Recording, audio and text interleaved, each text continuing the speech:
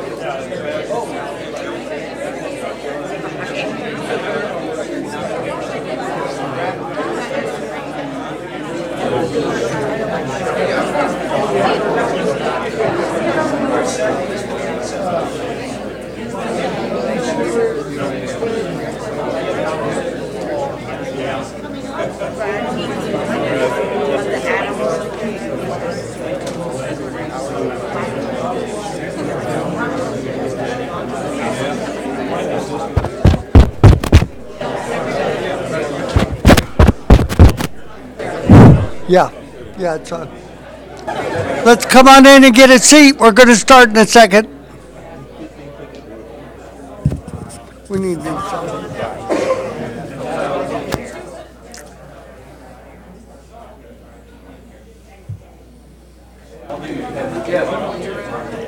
Open your house.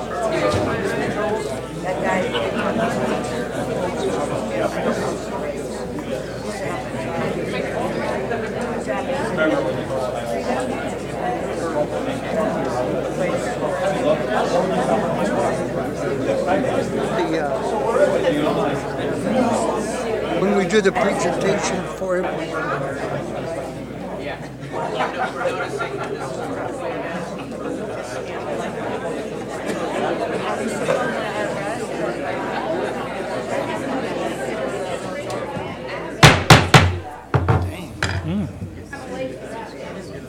I thought that'd wake you up.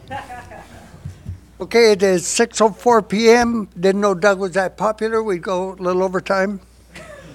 No laughing from the peanut gallery. Today is the 28th of March, 2019, and we are at the reception and regular meeting of the Clearlake City Council and Redevelopment Successor Agency, held here at Clearlake City Hall Chambers on Olympic Drive in Clearlake, California. Madam Clerk, if you do a roll call, please. Councilmember Slutin. Present. Councilmember Harris. Here. Vice Mayor Kramer. Here. Mayor Bennett. Here. Is Jim Comstock in the audience? Jim, if you lead us in the Pledge of Allegiance. I'll be honored to thank you. I pledge allegiance to the flag of the United States of America and to the republic for which it stands, one nation, under God, indivisible, with liberty and justice for all. If you'd remain standing for a few moments, Pastor Bob Myers will do an invocation. Thank you. Dear Heavenly Father, thank you for this opportunity. Thank you for your guidance, for the decisions that we have to make, and for the people that are surrounding us here, Lord. And that the blessings that you have for this city and this county be multiplied and because of the decisions that we've made. In Jesus Christ I pray, amen. Amen. Thank you, Pastor.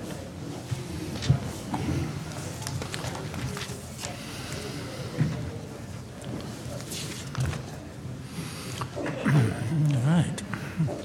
So just to let you know that we're streaming and that Lori's watching from. Okay, is there, Okay. we need to do any changes to the agenda? This is time for any modifications? Yes, Mayor. I'd like to remove item number 6 from the consent calendar.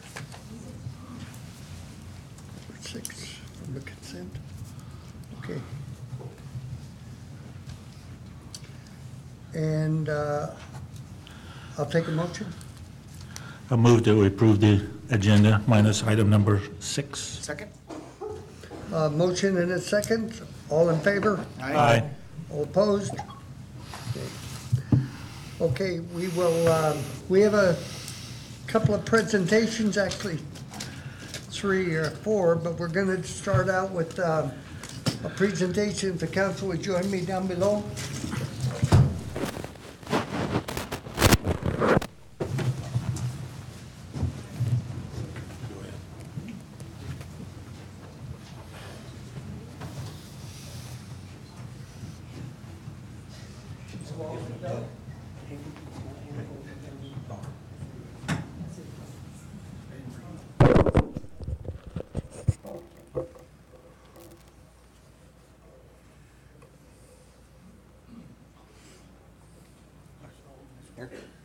Okay.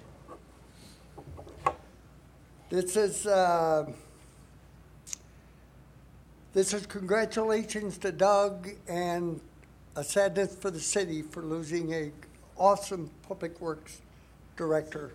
Doug has been with the city from 2001 to today, and then he's gone. Moving back to Idaho, dirty dog. And he's going to send me pictures of all the deer he claims he got, but he probably didn't. Doug has done wonders over the years with little resources, little staff. But the city is now moving forward we have moved forward a lot this last 4 years under the direction of our soon-to-be former city manager. With Measure B, Doug is seeing some of his dreams having come true. It took us 3 tries to get Measure B. The first 2, nobody followed his advice. He won't let us forget that. Get one little thing going, and that's the end of it. And we finally got Measure B. And our roads are being fixed. It's going to take some time because they've been abused since this city was incorporated. And so now it's coming about. We have a staff, public works staff. We have equipment that we're purchasing under Measure V, which is our 1-cent sales tax. And a lot of that has to do with Doug, as well as others within not only the city staff, but the community. So I'm going to give him a chance to, anybody else have a word? Doug has done amazing things with very little money to do it, and we just sorry to see him go now that we have some money. But he's done an amazing thing. That's all. We'll think of him while we spend it. Doug has he's been a friend to me since well before I was on the council, and you've always been my go-to guy when I wanted to know what was really happening out there. And I'm going to miss that. I do expect an invitation back to Idaho to see if I can help you with some of those deer one of these days. Oh, you can't hear me? Anyway, Doug, we're going to really miss you. There's going to be a big hole to fill, and hopefully we can find somebody that at some point in time will begin to measure up to what you've done for us over the past however many years you've been here. So, good luck. Well, Of course, Doug is more than just the Public Works Director. He is, like the two other council members said, a friend. He's a friend to everybody here and a friend to myself, and I appreciate that. But there's something beyond just Measure V as far as funding sources. And, you were instrumental in helping with Measure V, but you've also been there through every aspect of getting us some grants for different projects throughout the city, and those can't be left behind either. Those are huge achievements for our city. We've gone a long way, and a lot of that's been done in the midst of all this chaos we've had with the with all the disasters, and you were a key component to the salvation of our community during those disasters, and I just want to make sure to mention that as well. And the county, absolutely. So the efforts that you've afforded our community will never be forgotten. We very much appreciate everything, and I will be also coming up there and spending some time with you and take some claim to critter claim. So thank you so much, Doug. Well, first off, I want everybody to wave because Lori, his wife, is watching on TV on the streamlining. So wave to.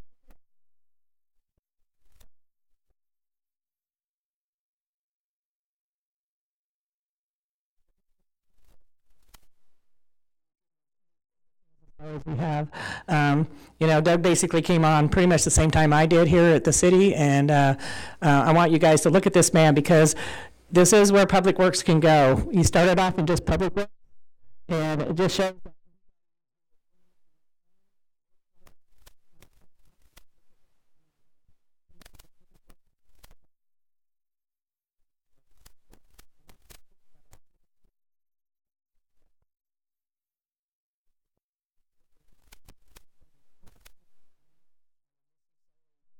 We went through. I think in 2010 we were up to 11 million. I don't know where we went from there.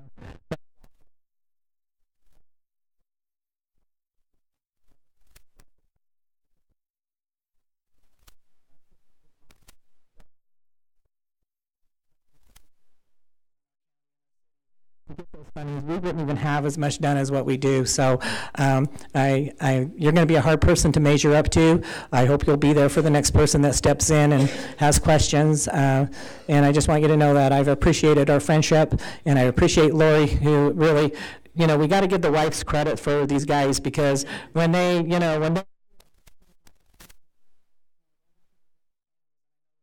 don't realize how hard I think the police department does, but most people everyday lives don't realize what we give up as working for the public and city council and anything that you do, supervisors and stuff, how much you give up of your personal life, pretty much give it up.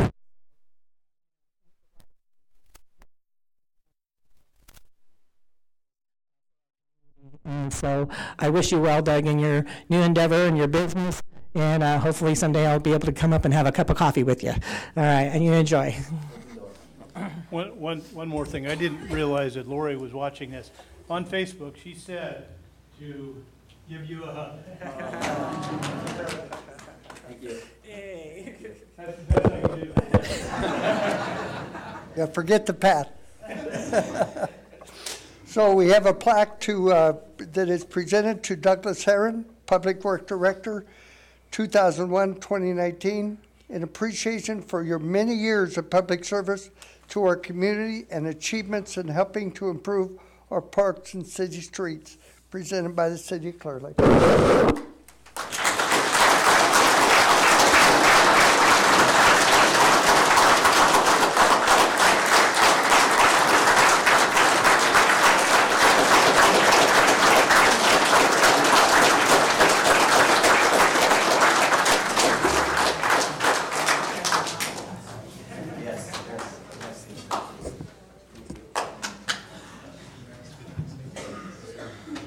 Let me go get a couple of forms and I'll be right back down. Okay, so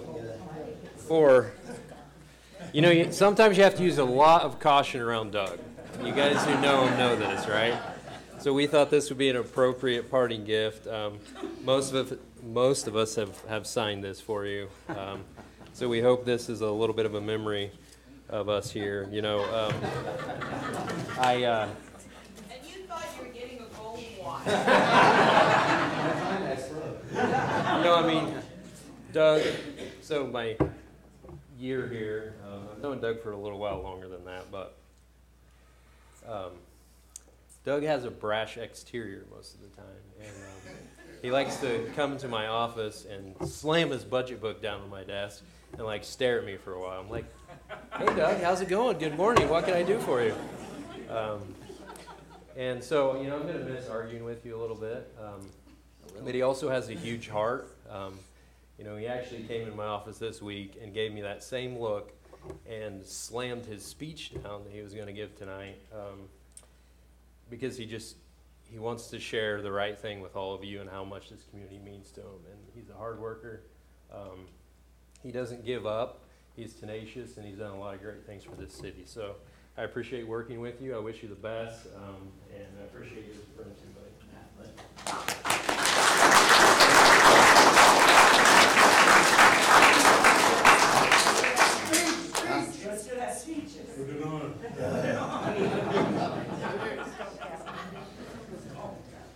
All right.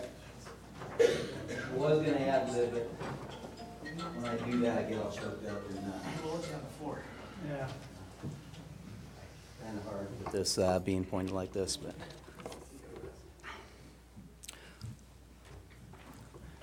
So my farewell speech. It's hard to believe this day has finally come. I have to say that I have mixed feelings today.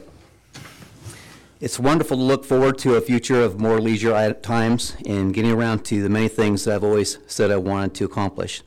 But I also feel sadness at leaving behind a career that has been such an important part of my life. The city feels like a family to me. Although I know I will see many of you in the years to come, leaving today feels like moving away from home for the very first time. It has great promise, and yet the thought of no longer seeing my family members every day is hard to imagine. I love you guys. Greg Folsom. I want to thank Greg Folsom for giving me a chance. He is the one. Greg was my 12th city manager in my career. We went through a lot. Greg came here and he had a vision, and his vision was to turn me loose.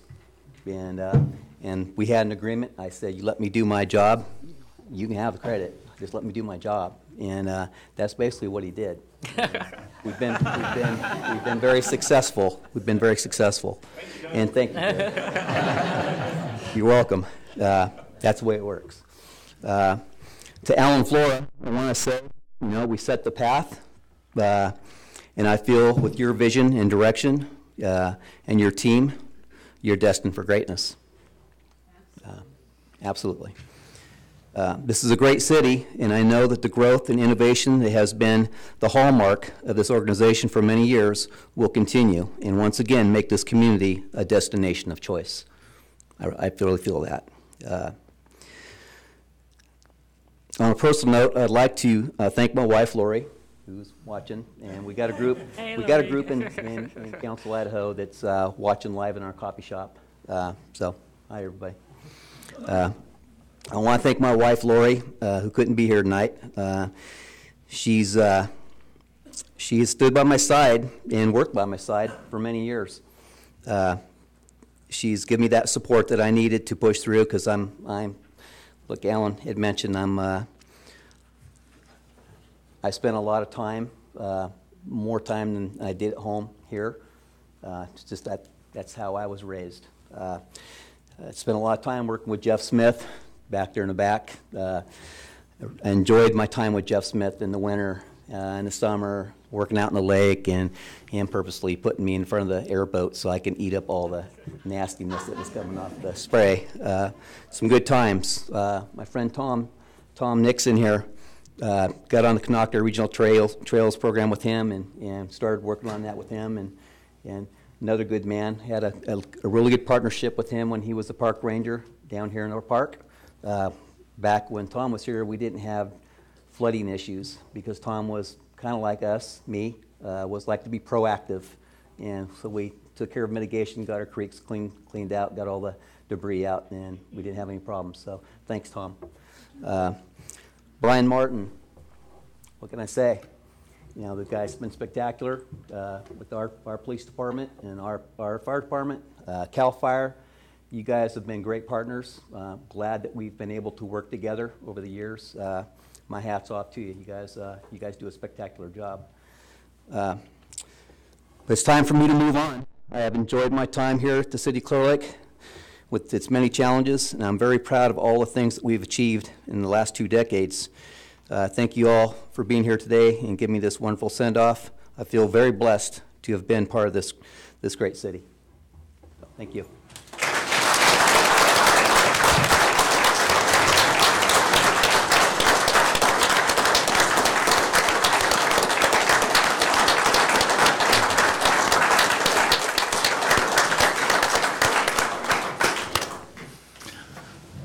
I want to mention a couple more things that I missed. I'm sorry about that. I'm sorry.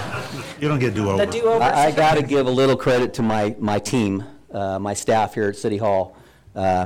Without them, and my partnership with Scott DeLeon and all my other local partners, without them, I wouldn't have been as successful as I've been. Scott DeLeon has been, where's Scott at? I know he's in there right there. He's Public Works Director for the County of Lake. Doug Ryder, City of Lakeport. We talk a lot. We talk an awful lot. And Scott has given me a lot of good advice over the years. And Phil Dow and Lisa Davy Bates and the team been by my side over the years. And without their effort and their help guiding me, mold me, and push me, we wouldn't be where we are today without their help. So thank you to you guys. Thank you very much.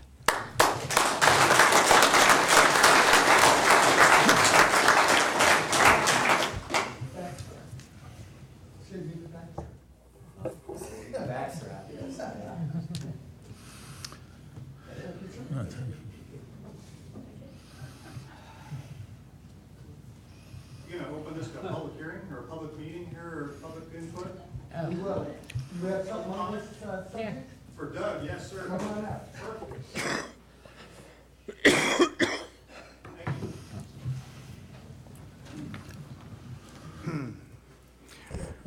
Good evening. I'm Scott DeLeon. I'm the County Public Works Director, and Doug, on behalf of everyone at the Public Works Department, we just want to congratulate you on a wonderful career and commend you for specifically your time here at the City of Clear Lake. As it's been pointed out, you've done some amazing things. I don't have to tell you that what we do is difficult. Between financial constraints, environmental constraints, getting stuff done is almost impossible, and it's getting more difficult. And frankly, I don't know how you've done it. Alan, you might want to make sure that you have his contact information, so when the State Office of Inspector General comes asking questions, you'll know how to get a hold of him. But anyway, an amazing career, and it's already been said that you're leaving a void that's going to be very difficult to fill. Typically, when someone retires, you get gifts and mementos and things, and so I have a little something here for you. And you know, typically the memento celebrates an accomplishment or a project that you're exceptionally proud of, and the memento that I have for you here today does neither of those.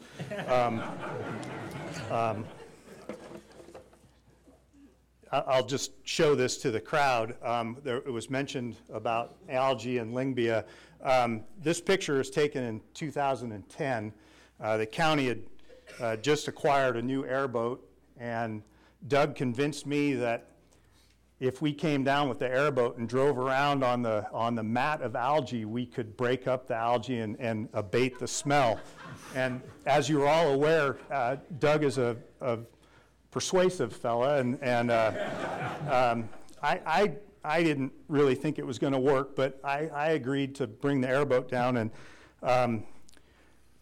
we spent 5 hours driving back and forth the shore of Clear Lake, trying to break up the algae. And if you get a chance to look at this picture, you'll see that the algae that we had broken up was already reforming. And so the title of this picture is called Insanity. And so, Doug, this hopefully this will remind you and bring you fond memories of your days on Clearlake with you and I in an airboat. So thank you, friend. Thank you.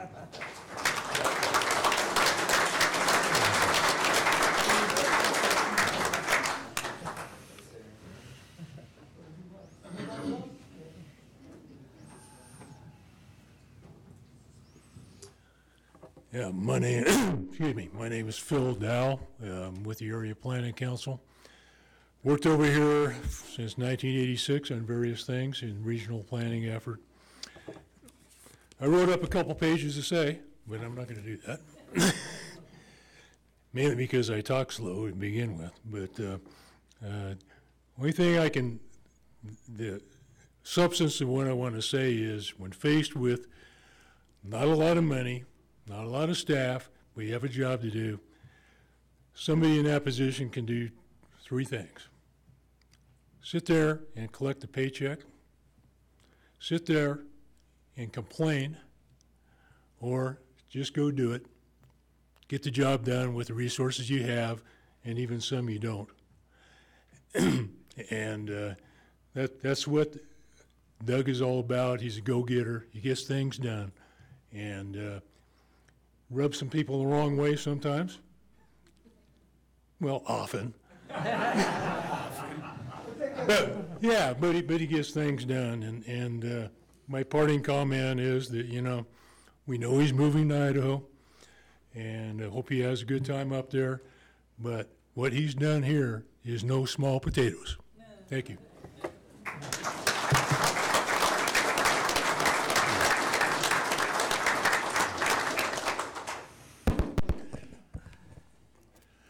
My name is Tom Nixon. I consider Doug one of my best friends, but I know as I look out here that there are a lot of people here that consider Doug one of their best friends too. I've lived in this county for about 35 years. I came up from Santa Barbara County, and I go all over this county with Doug. To sporting events, we fish, we do all kinds of things together. I have never, in the 35 years that I've lived here, ever been with anybody that knew Doug, that as many people knew Doug as that. I mean, everywhere I go, people come up to Doug. I've never been with anybody else that knows that many people and touch them. And they don't just know Doug. They like, when are you coming to my daughter's birthday? It's unbelievable how many people know this guy. But it's also incredible how many people love this guy. I love this guy. He is a great friend of mine. I have a ball with him. And I just want to tell you, Lori, Val and I are coming on the 4th of July to the porcupine races. So we'll see you on the 4th of July.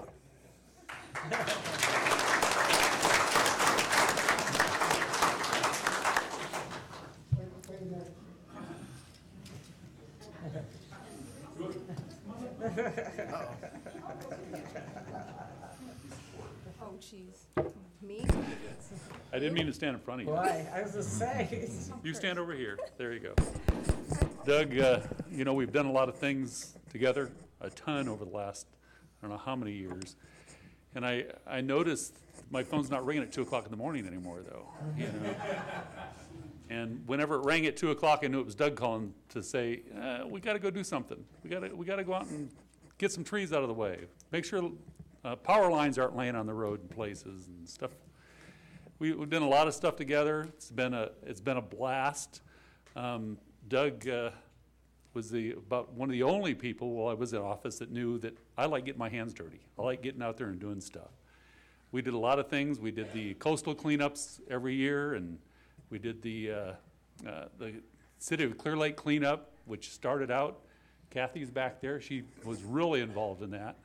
And, that really turned into something huge for us to do every year. And the tons of garbage and stuff we picked up around the city was a real improvement. So you're definitely going to be missed, Doug, and I don't know how we're going to accomplish a lot of the things that you've done, or anybody can even come close to do what you've done.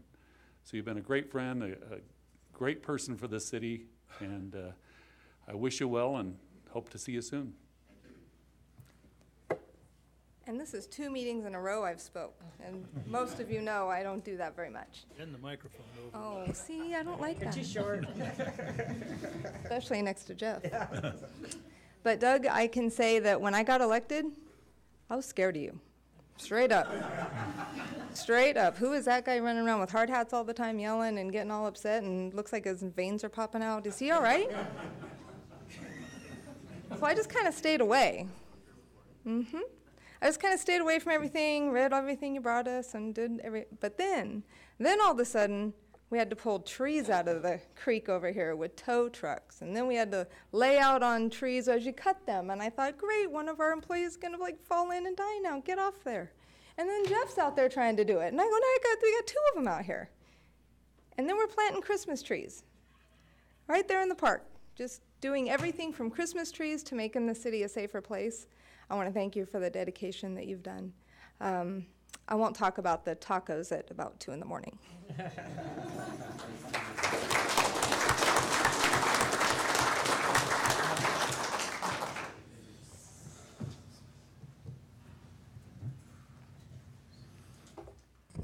Chuck Leonard, you knew you wouldn't get away without me taking a final shot at you.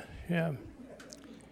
But everybody thinks the city's going to miss you, but we don't have anywhere to go for the Super Bowl anymore. So, and going to Idaho way too far.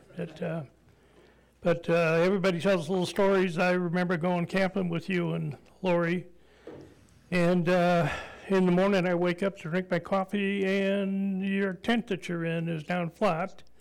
And when I ask you what it is, you tell me some story about a pole that didn't work or something. I never saw a damaged pole, so I had to make my own decision. So the rest of you will have to do that too. But I know that you and Lori always had a thing when she'd watch you and see you on television.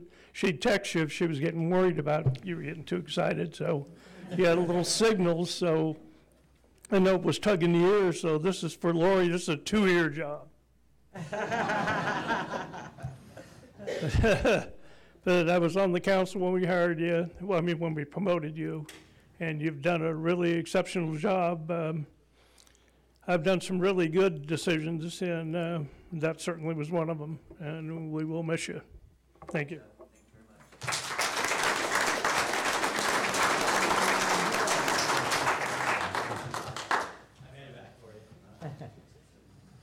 For those of you who don't know me, I'm Keith with Golden State Water Company. First, he's a friend of mine as well. We go way, way back. And I'll never drink tequila out of a jar again. Thank you, Doug. So I want to wish you happiness in retirement, but I also want to thank you for working with me to develop a cooperative working relationship that we have, and it took a while to establish. There's been a number of different people along the way. I don't recall ever interacting with city personnel. I've been, working for a water company here in Clearlake, the city of Clearlake, for 30 years, and until there wasn't really a lot of interaction between the city and the local utilities. So I hope your successor has your same mentality. I'll vow to you that I will reach out to that person, whoever it is, and try to reestablish that kind of relationship. So all the best to you, Doug.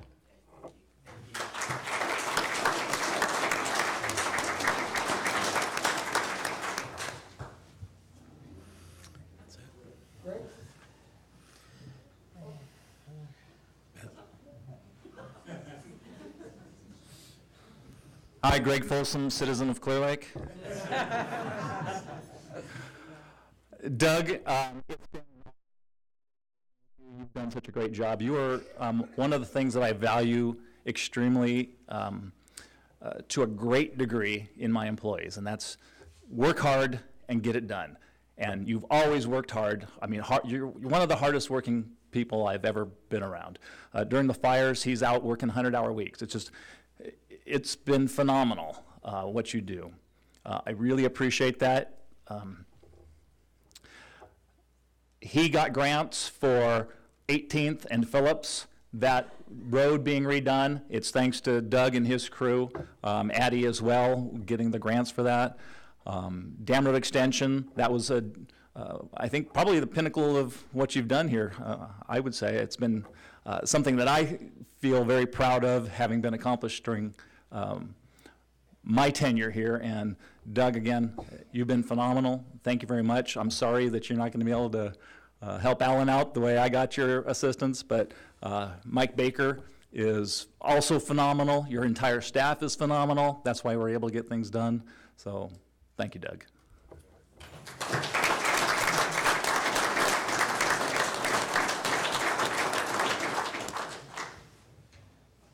Anybody else?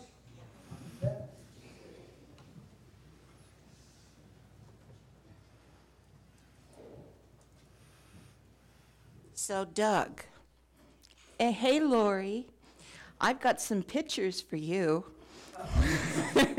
They're dirty. Actually, they're potholes. No. I've had fun photographing you and your crew during the Clearlake cleanup, and I have lots of pictures that I'm going to share with the city and with you. And I just wanted to thank you for the privilege of watching someone do the, what was it, Mel Gibson in Braveheart talk to all the crew. I have several videos of that. He was so cute. And everyone said, wow, there he is walking back and forth. And actually, he was on top of a truck and rousing the troops. Anyway, I'm going to miss you. Shine bright, sweetie. Namaste.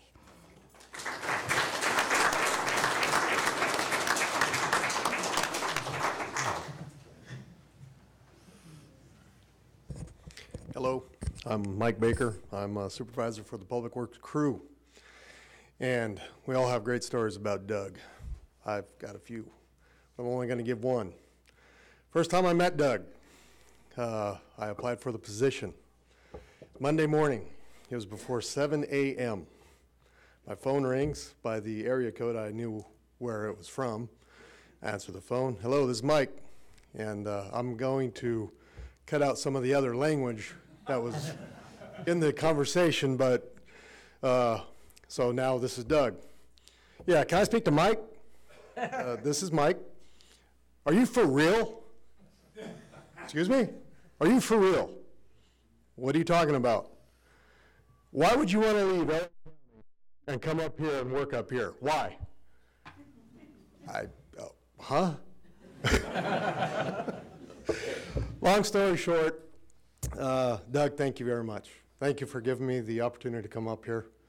Thank you for being a great mentor. I've learned a lot from you, and I appreciate it. And from what I've seen from the time I've been here, you have done a lot.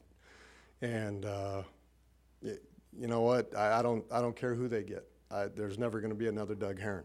So thank you.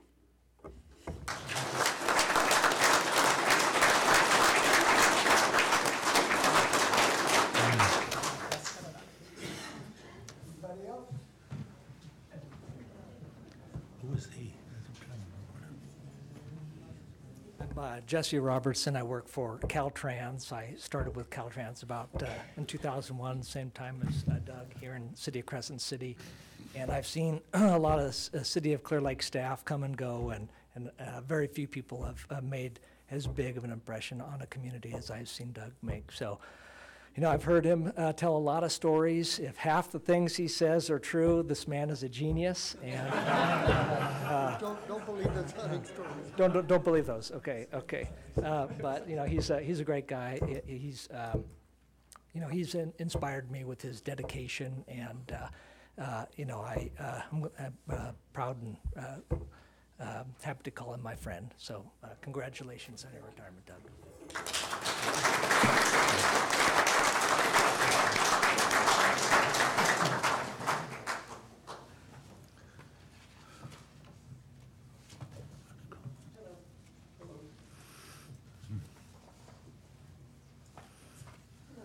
Hi, my name is Nicole Cook, and I'm with Citizens Caring for Clearlake, and we will miss you a lot. But we know you mentored some great people, Mike and others, to help kind of follow your position. And I just want to say thank you very much for all you've done, and happy trails, and good coffee. Okay,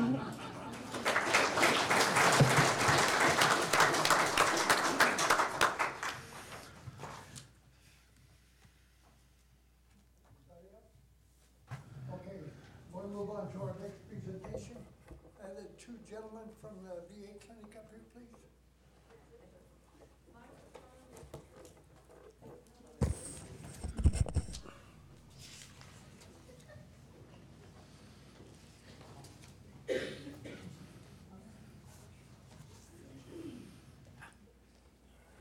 How you doing, Nick Bennett? Right on. Greg?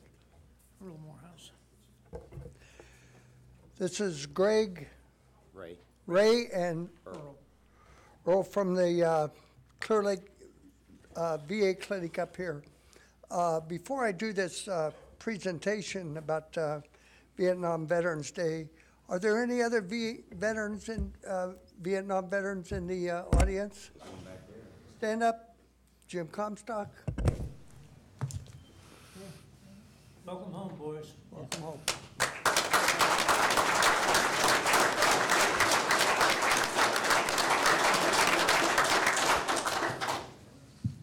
I just want to get a couple of personal things out.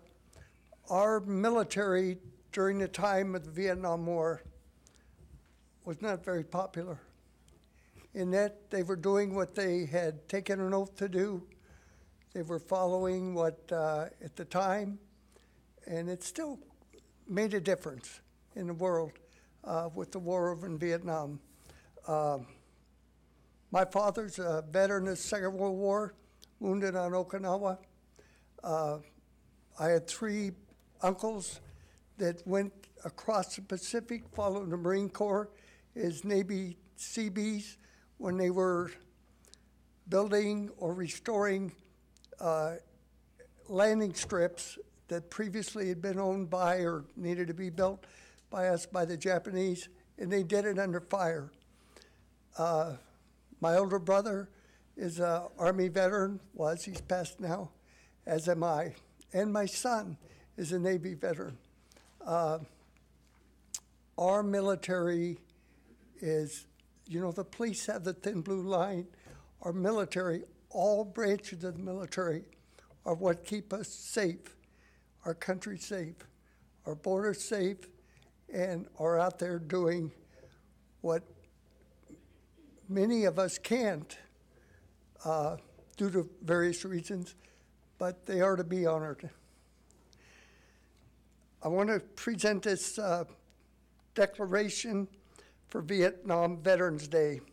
Whereas America is a symbol of freedom and has achieved its stature in the world because of the selfless service of our brave veterans, from those who fought in the Revolutionary War to those currently serving in Iraq and Afghanistan, the fearless members of our country's armed forces have given up the comforts of home, the company of loved ones, and for some, even their own lives, so that we can live in our land of liberty. Whereas our Vietnam veterans fought for our freedom, kept America safe, and dedicated their lives to this nation, we are forever thankful for their unwavering strength and courage while fighting in the Vietnam War. We join together to express our gratitude and remember their service. Whereas on Vietnam Veterans Day, we honor the immeasurable sacrifices and contributions of our Vietnam War veterans have made to protect the life, liberty, and happiness of every American. All veterans deserve our deepest respect. Now, therefore, the City Council of the City of Clearlake does hereby proclaim March 29th, 2019 as Vietnam Veterans Day and urges every citizen to take time to honor our Vietnam veterans. May we always remember the heroism and courage of those who have served and those who continue to serve. Dated this 28th day of March 2019, signed by me as mayor.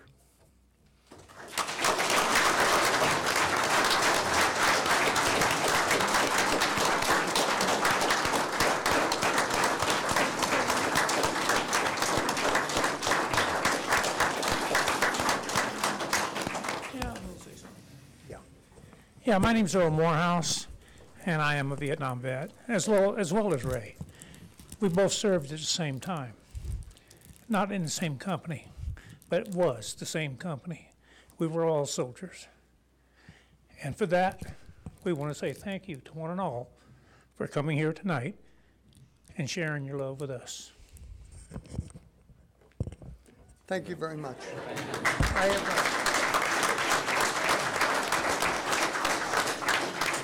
There are 3 proclamations, one to each of these veterans, and one that will go to the VA clinic up here. So thank you very much. Thank you. Thank you.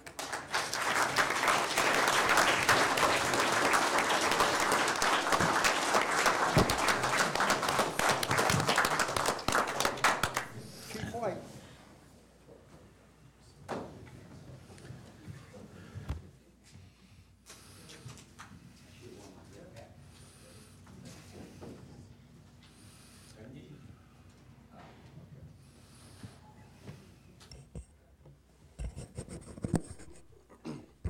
Good evening, Mayor, members of the council, and members of the public.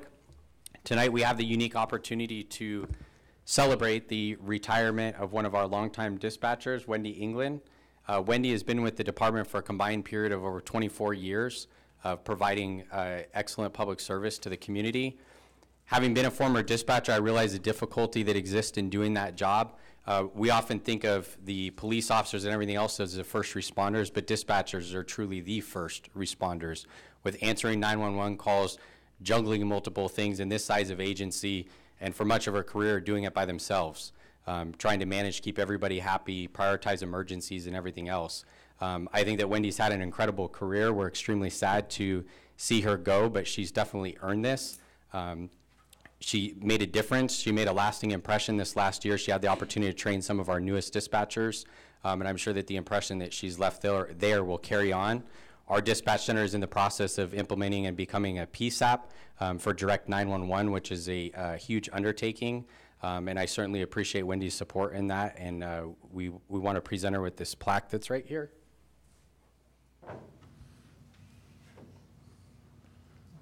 So this plaque says, Wendy England, Police Dispatcher, in recognition and sincere appreciation of your distinguished service, dedication, and friendship for 24 years to the police department and to the community.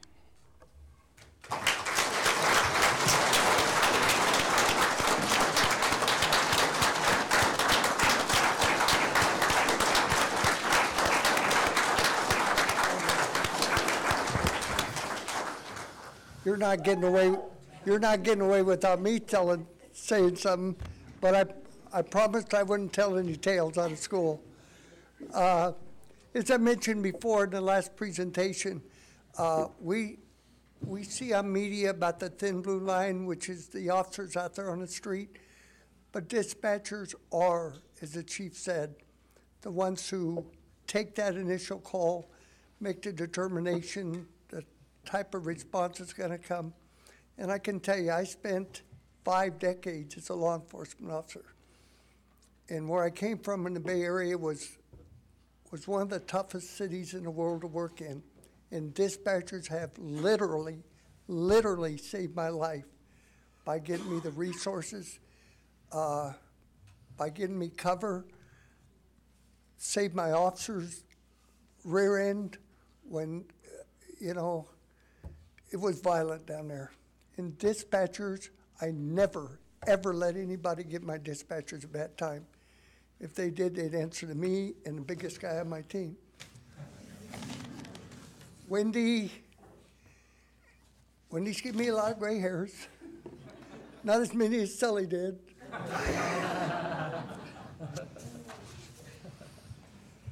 But she's a great dispatcher and a good trainer and a good mentor and role model for those who will come behind her. Thank you, Wendy.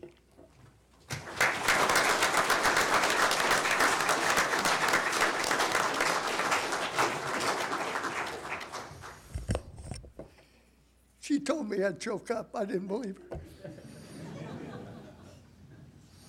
I think 5 minutes, 5-minute break, and then we need to set up for our next presentation. Thank you very much, all of you, for coming. I know many of you from the department have duties to perform, and from the city, thank you so much for attending.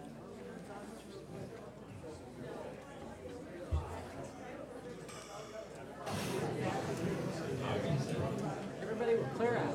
Yeah, it'll be empty after this, except that row, because he,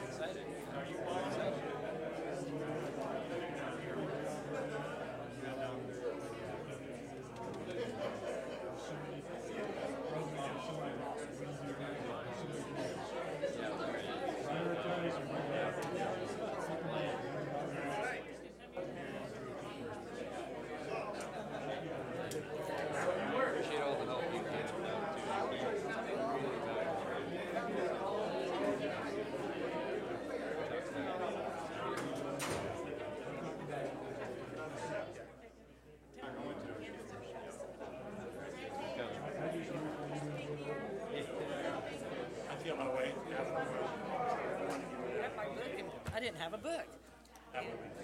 Sitting here, I had to trade you books. You Oh. grabbed mine. No, it was in my box. No, yours was in your box. You grabbed mine. Oh, did I? I'm so sorry.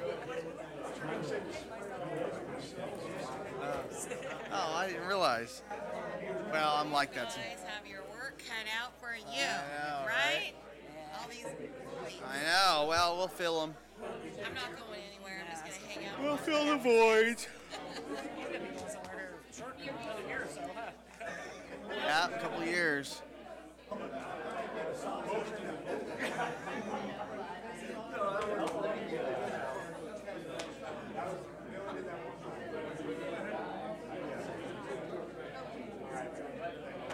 Yep. I don't know. I can't imagine Joey's gonna run it.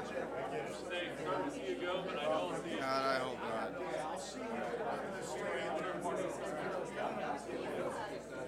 People do forget, you know.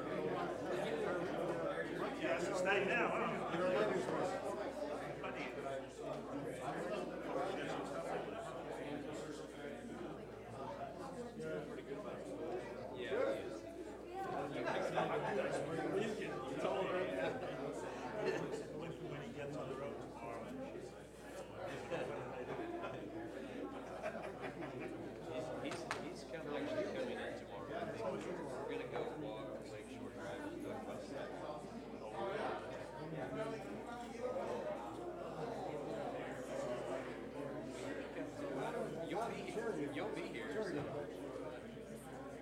Yeah, we're gonna be playing upside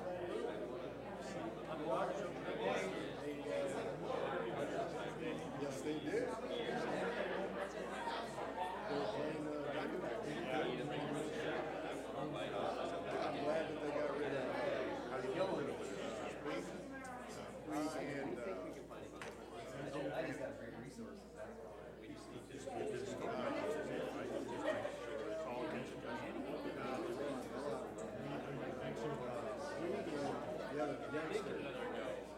Shortstop.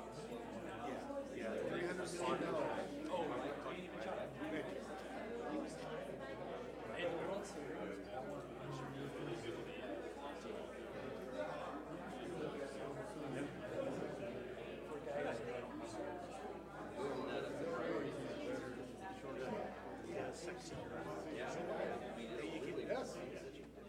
I'm adjusting to it. He's the only captain.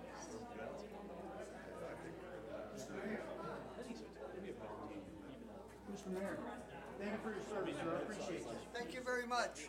I wanted to get all veterans in, not just in Vietnam. I wish you did. Thank you too. Take care. all right, it's about time for the gavel again, Mayor.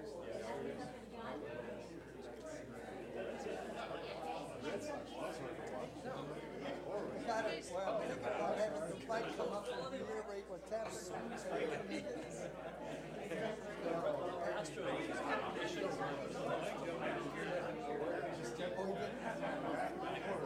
Oh, okay. We must have talked.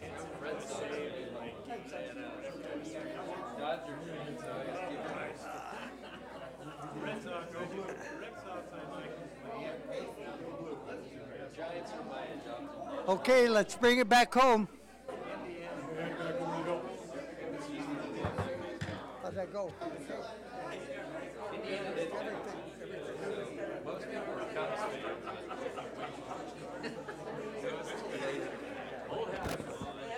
Just trying to find it.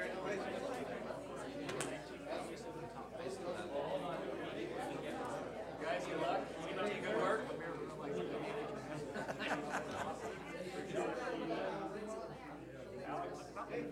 Keep up the good work. You know what we need to do with that?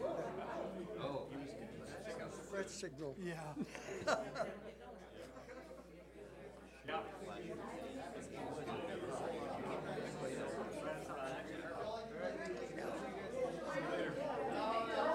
I was waiting for him. I kept looking at him.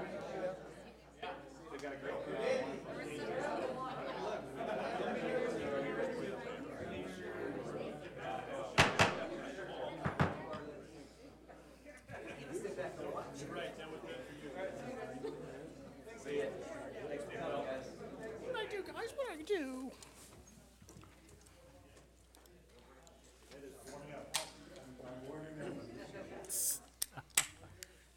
Okay, at 7:03 p.m., we will restart the council meeting. We have a presentation of the Public Education and Government Channels Annual Budget, also known as PEG, by our chairperson of the PEG Board, Ed Roby. Thank you, Mr. Mayor. It's fun to be here, and I really, really enjoyed the Doug Heron reception. Yeah, he's a great guy, going to be missed.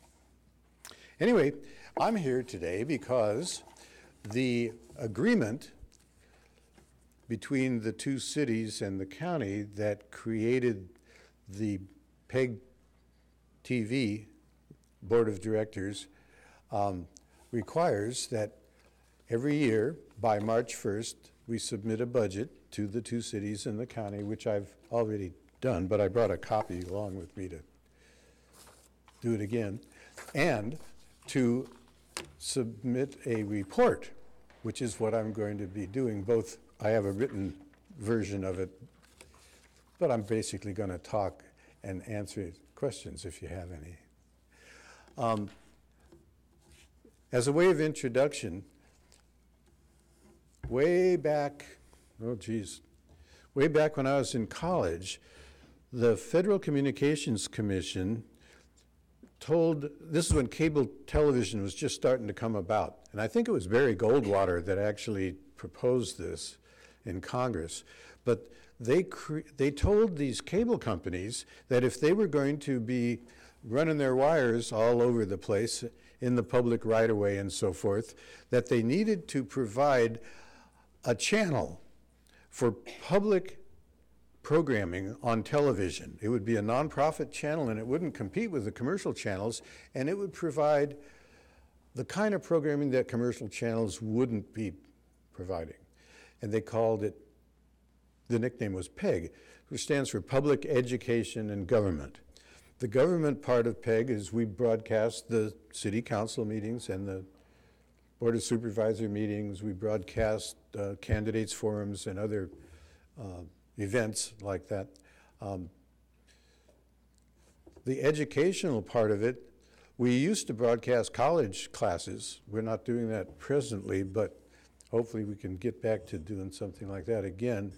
We broadcast some educational programming, but we also do public programming, and that's the part that's, for me, the most interesting and the most challenging, because we try to get local folks to learn how to create videos.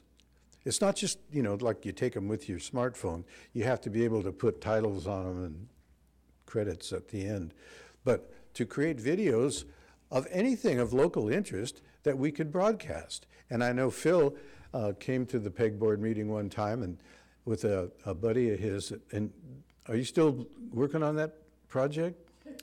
They were supposed to move forward with it and haven't, so I'm not sure where that's going to end up. Okay. Well, they were going to go around to different businesses and record what they do. We're non-commercial, but that doesn't mean we can't broadcast shows about what's going on. We just don't run ads. So anyway, we have a board of directors made up of a member from each of the two cities and the county, and a public member who's actually a city person. I'm the county member. Mayor Bennett is the member from the city of Clearlake. Maria Turner, who is a city councilwoman in Lakeport, she was their mayor last year. She's the Lakeport member. County Superintendent of Schools Brock Falkenberg is the education member. And then Amy Hammock, who grew up here, went away and became an engineer, and now she's back. And she's a great addition to the PEG board. Back in February, the PEG board approved our budget for the upcoming fiscal year. And our budget is kind of an interesting one. For those of you who don't know this, we have two budgets, and they have to be kept separately. We have what they call the operating budget and the capital budget, because we get our revenue from different sources. The capital budget is funded by a 1%, they call it a pass-through, but basically everybody that's got cable from Mediacom, 1% of what they pay for their cable fee comes to the PEG station, and we can use that for capital costs, which means primarily equipment.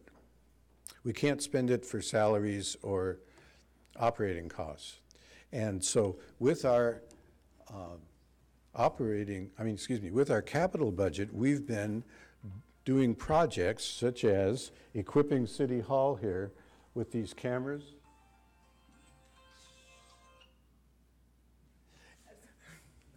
And we've also improved our broadcast equipment so that now we're able to stream live on the internet. This meeting is being streamed live as we speak, which is why Lori could see it in Idaho.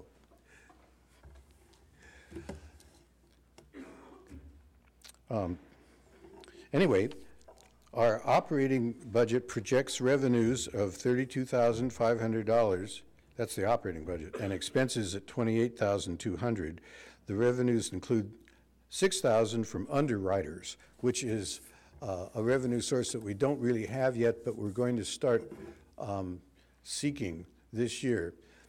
We're in the middle of a major equipment upgrade, and as soon as we get that done, we're going to go around to some of the local businesses and see if they would like to underwrite a show. Now, underwriters don't get to run ads, but you've seen underwriting on KQED, for example. Well, they'll say Masterpiece Theater is proudly brought to you by whoever it is, the Viking River Tours. Anyway, so it gives some exposure to the local businesses, but you're not running ads saying, come down and buy this or that. Anyway, we can legally do that, and we're going to try to get some underwriters. The capital budget this year projects revenues of $58,200 and expenses of $27,000, which means we're saving up some money. Now, when we originally started getting this revenue, I would like you to know that our income was higher. It was closer to $70,000 a year. But because of all of the residential properties lost in the fires, countywide, I mean, those people aren't watching cable anymore. And so, just like the county government is suffering from lack of property taxes, the PEG station's suffering a little bit too. That's okay. We were able to save up in the first few years, and so we're doing projects. We did Clearlake City Hall here with cameras and broadcast equipment. That cost about $20,000. We, this year, are spending another $20,000 upgrading the cameras and broadcast equipment at the Board of Supervisors chambers at the courthouse in Lakeport. Those, I don't know if you've taken a good look at those cameras, but those things are, they've probably been here longer than Doug Heron has been here. And that's old. And then we're going to be doing the City of Lakeport City Council chambers also next. Like I said, we're doing, this year, we're spending a lot of money on equipment, doing major upgrades, trying to get everything so that we can, right now, we're not able to broadcast in high def for a number of reasons, but that's primarily an issue, has to do with MediaCom. But we want to be able to broadcast in high def because that's what all the TVs are going to. But also, as we do more and more of the streaming on the internet, we want that to be in high def. So we're trying to get all the equipment upgraded to that standard. We also have some other projects that we're working on I'd like to mention. One is what we call an oral history project, which we're doing with the Lake County Museum. We're going to be videoing old timers telling stories about what Lake County was like when they were young, or what they learned from their parents or their grandparents.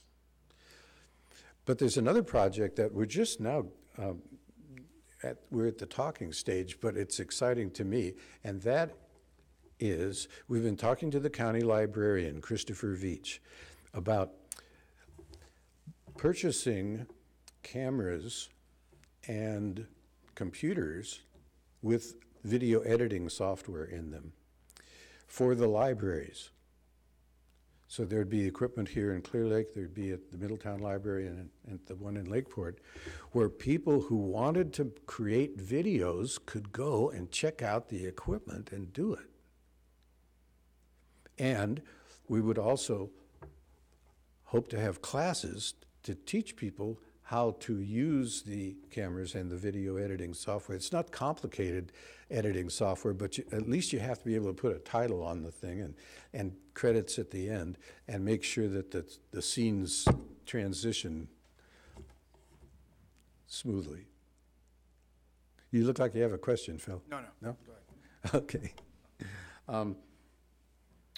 So, basically that's it. We've got a good board. We've got a stable source of money. We don't really have enough money in the operating budget to fund a full-time staff person, but we're getting by. And hopefully, as our broadcast quality and our programming improves, we'll be able to get more interest in underwriters and so forth for the station. So with that, any questions? Just one comment. You mentioned revenue through MediaCom. If those of you in the audience, the viewing audience, has a MediaCom, if you look on your bill, it would show 1% of your bill. Right. In other words, if you were paying MediaCom $50, you'd be giving 50 cents to the PEG station. Right. Now, that doesn't work with DirecTV or Dish. No. Because they're not cable. No. But they're satellite. But just for those who may Right. wonder how that works. Right. And of course, MediaCom provides internet services Yes. over their cable. So they don't have an issue with us streaming on the internet because their subscribers, internet subscribers, will be able to use that. And we work closely with the MediaCom manager up here. Right. Yes. Sean Swatosh, great guy. Joyce? So, okay, so we started a studio at the community center down there. There's a room down there. Right. And you're saying that you're looking to put this equipment in at the library, which I'm assuming this equipment isn't, extremely expensive, but, what happens if there's damage?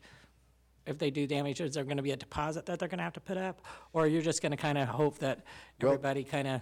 We haven't worked out the details yet. I'm not sure. I know there'll have to be some kind of training or before the person would be authorized to check the equipment out, they'd need to know how to use it. So is that something that maybe the studio you'd use to have people meet there, train them on how to use the equipment, and then they'd be able to rent it at the library? Right. Okay, so, and what's your anticipation? I know we didn't get to talk a lot before the meeting, but your anticipation on actually having that studio open to be used that's at the community center? I didn't mention that, but the city of Clearlake provides us their share of the revenue in our budget as in-kind revenue. The city doesn't provide us with cash, but they give us a space here at City Hall for the broadcast equipment, and they also have given us a room out at the community center, which we're going to use as a studio for creating shows and for training classes. And that's what Joyce and I were talking about earlier, was getting some equipment out there that's a little better than we got already. Right now we're using cameras on tripods, and it'd be nice if we had, maybe some of these. But there's a lot of possibilities out there. But right now, see, we're kind of in this transitional period where we're upgrading the equipment and we're not really doing much out there at the present time. But we will be as soon as we get the rest of our gear. We spent a bunch of money on gear, and it's sitting in there. some of it's installed and some of it is waiting to be installed. So Maybe we can do it a future agenda item and have either you or the station manager come in and give us an update on the equipment and Sure. what our progress is, maybe in, say, 4 months. Sure. Yeah, that was my question what's your anticipation on what you're doing right now? How long do you think it's going to be? Well, I before used to try to anticipate things, but since nothing ever happens as fast as I think it's going to, It's hard to. I've kind of given up trying to estimate and just try to keep pushing things. I think people need to realize too that, like you said, we pay somebody just part-time, very little, and that most of this is done by volunteer hours. And so, as volunteers are, they can't always just dedicate their time to get something completely done at one time. So I do want to say that I do appreciate everybody that volunteers for the PEG station. Yeah. Because that's a tremendous effort. And so anybody that wants to volunteer, they need to come in and talk to John probably, right? Yeah. But I just want to say, if anybody's watching this and thinks they might want to make some videos,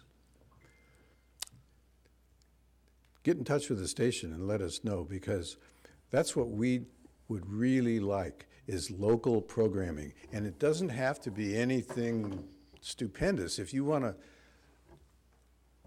video your grandson's soccer game, that would be cool to show on the station. I was speaking with, who was it? Someone involved with the athletic programs down in Middletown.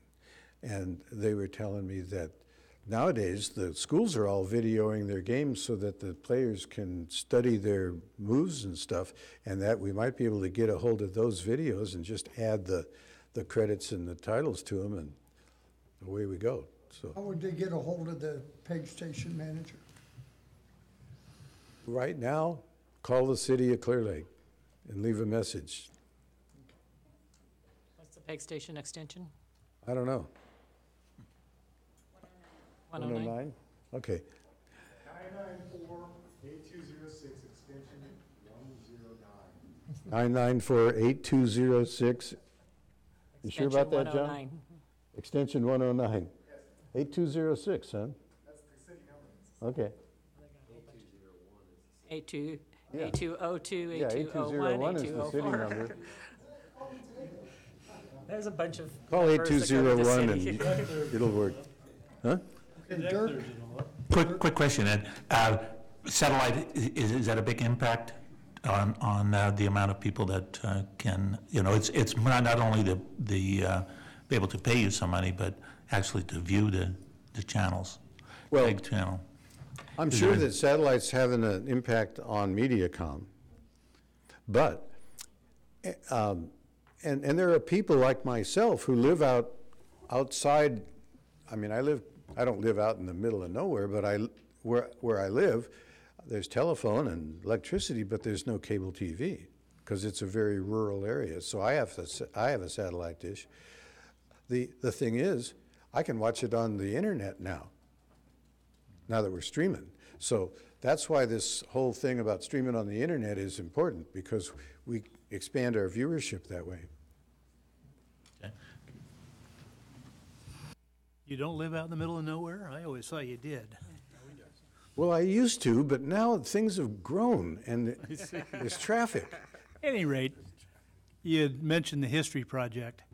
I know there's a couple of us sitting here that were the guinea pigs for that. What is actually going on with those early videos? Or I heard that there were some problems with them, so you're going to redo them, or? Yeah, that's what I heard too, but I don't know exactly where it's at. Yeah. I can let you know. That's history is something of Lake County is something I'm especially Right. obviously interested in. I think a lot of folks would be interested in. So I'd Right, like- and I know some people around here that know a lot of history and have a lot of family history. Yeah. Yeah, I think two people sitting up here were interviewed based on that. And like I said, I think that's a great project, and I'd love to see it go forward and soon. Yeah. I'll find out, Russ. I'll give you an update. All right. So, thank you so much for the presentation today, but you and I had a discussion about potentially a interactive portal to allow for the uploading of homemade video content. And I was going to ask you about that, if there's been any progress made with the website. And Actually, it is on our to-do list. When we get this, part of the equipment that we purchased was some very large capacity hard drives. And what we're going to set up, right now, it's almost embarrassing to say this, we're so primitive. If somebody creates a video, they put it on a DVD and come down here and slide it under the door. What Phil's talking about is that we will, on our website, we will have a portal where people who create videos can transmit them over the internet and just drop them into our hard drives. And it'll be a protected area, but that way we can go in there and we have to review them to make sure that they're you can see and hear.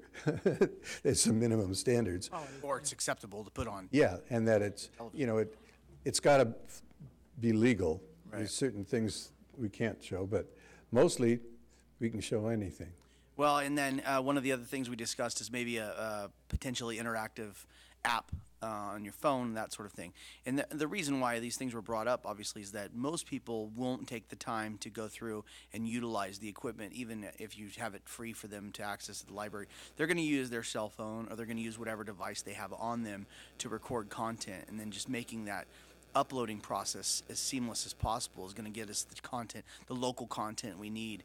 And I really, like we've talked about in depth, that's where you're going to get viewership, is when people can see their friends and neighbors and things locally on a regular basis being uploaded. It's going to draw their attention. They'll tell people about it, and they'll say, hey, you got to see my video. Well, like I said, right now we're trying to build the foundation, the infrastructure for the station. Once we get that done, then we can start implementing things like this. I don't know of an app that exactly does what we've talked about. Yeah, maybe a very basic formulation. These days, a lot of youth can actually build an app. They learn that process in school. So some of these projects they do, they can actually build little applications. So it might be something to bring the youth in on the fold. Right. But Well, I'll talk to Brock about that, since whatever makes it as seamless as possible, I think, is where you're going to get your content, because the less effort somebody has to put into Right. uploading the video. that's what we want to do, is make it as simple and easy as possible. All right, and the nice part is all of our cell phones these days are capable of HD. I mean, we're talking about really high quality video, right Yeah. there. I know. Yeah, the cameras on them are amazing. Yeah. So thank you so much for the efforts you've put in on this in our report tonight. Well, sure thing. I'm probably going to be retiring from the PEG station here one of these days, but I heard that 10 years not ago. right. What are you talking about? You're as bad as I am. You ain't never going to retire. You can go when The Last of Us goes. Thank you, Ed. Thank you very much.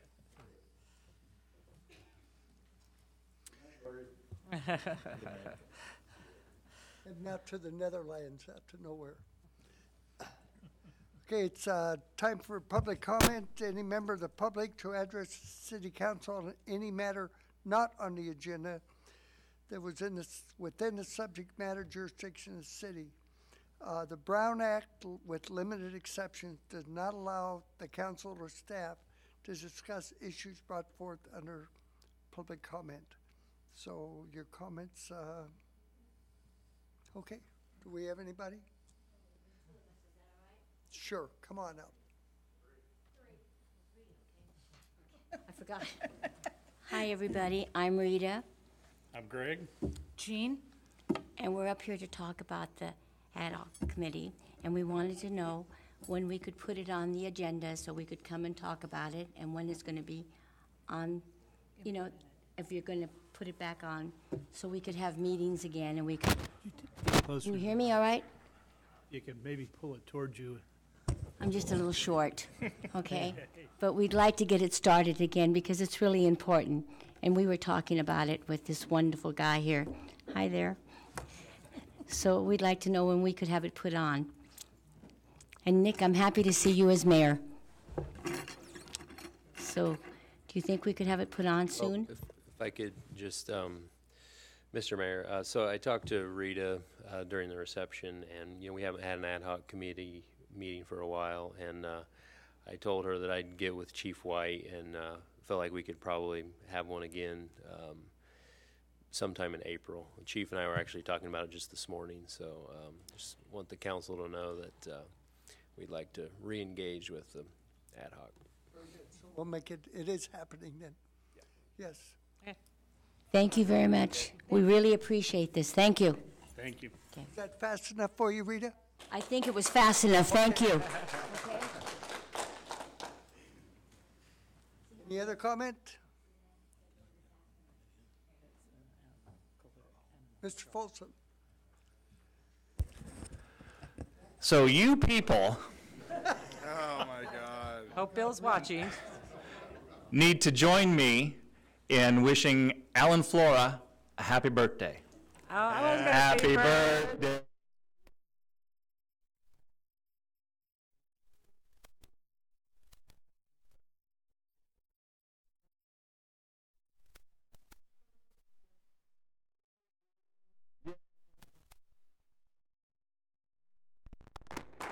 Thank you.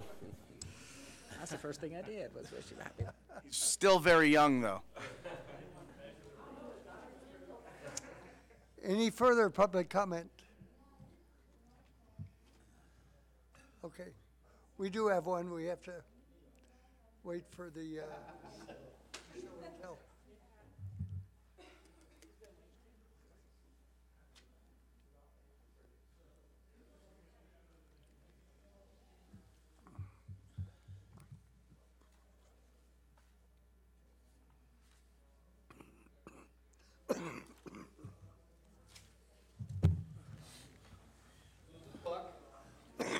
About a year old. We got him February 10th from the baseball field. Really good with kids. He was just back there sitting with the chief's daughter. Very full of energy. He's neutered already. He's up to date on his vaccines. He's available for adoption, or we also have the foster to adopt program we're doing. He can go home and try him out and see if you have a dog that he gets along with. And gonna need a lot of exercise because he's very energetic. He's like a good dog for the Mike Baker goat farm. Oh no. So what do I need to, or what would someone need to do to adopt? So they can come down to the shelter and meet with Charmaine and go through the adoption process, or it's also, I think it's possible online through our website. I have to double check to make sure that that's available. So the public could give the animal shelter a call or visit the website and get more information on adopting any of the animals that are available. Do we have the number for the website, or for the phone number for the shelter? The phone number for the shelter, let me have to, it's on Charmaine's business card. I got it right here. It's brand new for us, so I don't have it memorized yet. It's 273-9440. It's 273-9440. There's no extension to that? Nope. So if you're interested in adopting this dog or any of the other dogs at the shelter, give them a call at that number.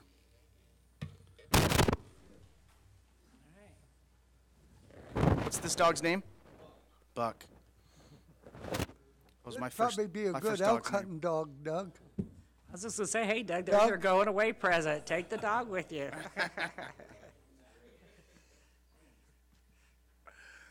Any other public comment?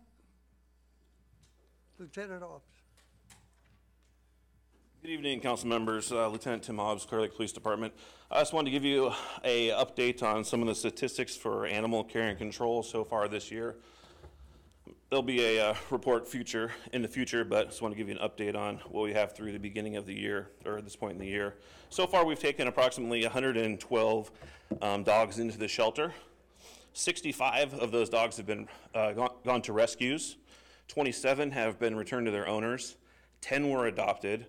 8 are currently in foster to adopt, and 7 were euthanized. So of the 112, 6.2% were euthanized, which results in roughly an approximate live release rate of almost 94%, which is which is extremely good. We've been improving on these numbers over the last couple of years, and it's, for the first quarter of this year is pretty low, so everything is looking good at this point. Hopefully we can keep it low. Obviously that's a really low number. It might not end up that way, but if we can improve from, last year and keep getting better and get more animals adopted into rescue, I think it's a very good thing for the city. There's also been quite a few improvements there at the shelter too. Yes. Help them, so. Yeah, well, a lot of improvements. Last year we had the new AC heater system put in by a local business, Performance Mechanical.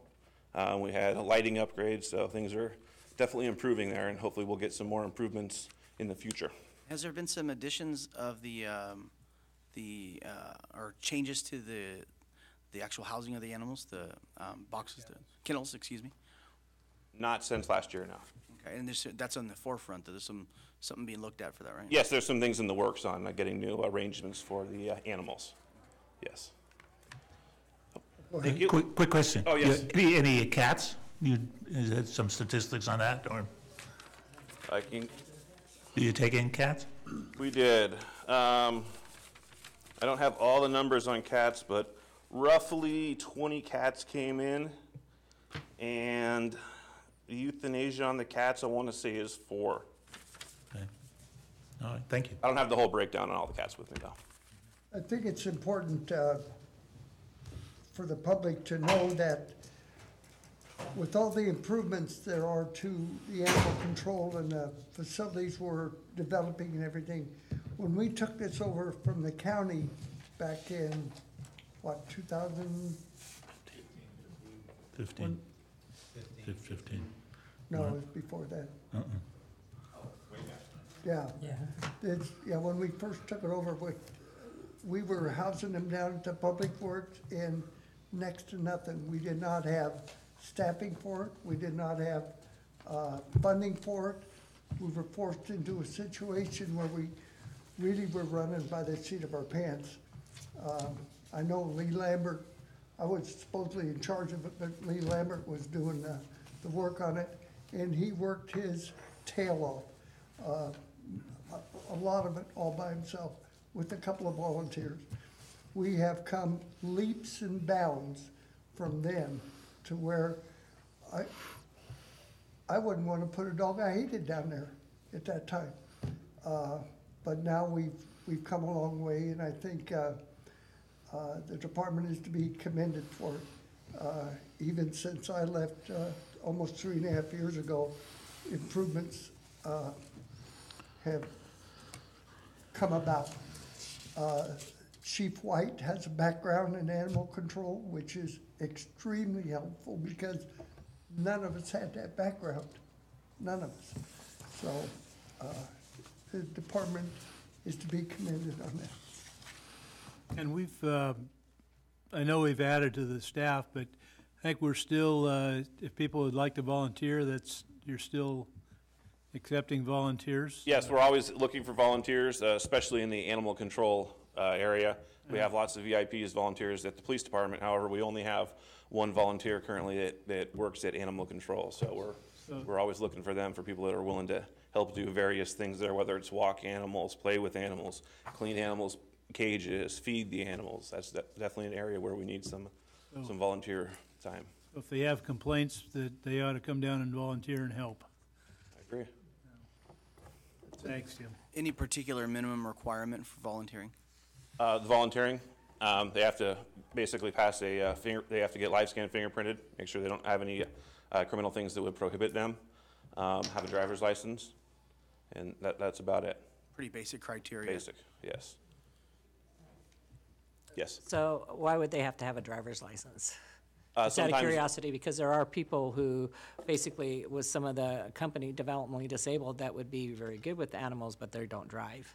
Oh, generally our volunteers drive, or potentially drive vehicles. There could be an arrangement where if they're not going to drive a vehicle, they wouldn't need a driver's license, but generally our volunteers, whether animal control, if they have to transport an animal to a rescue, places like that, that's. But if somebody just wanted to come in and walk the dogs, I just know a few that want to do this, so that's why I'm asking the question. Yeah, no, that's potentially not an issue, yeah. Because there are some of them that just want to come in and walk the Yeah, dogs. if the duties are going to be limited, something like that, I don't see why that would be an issue. Good.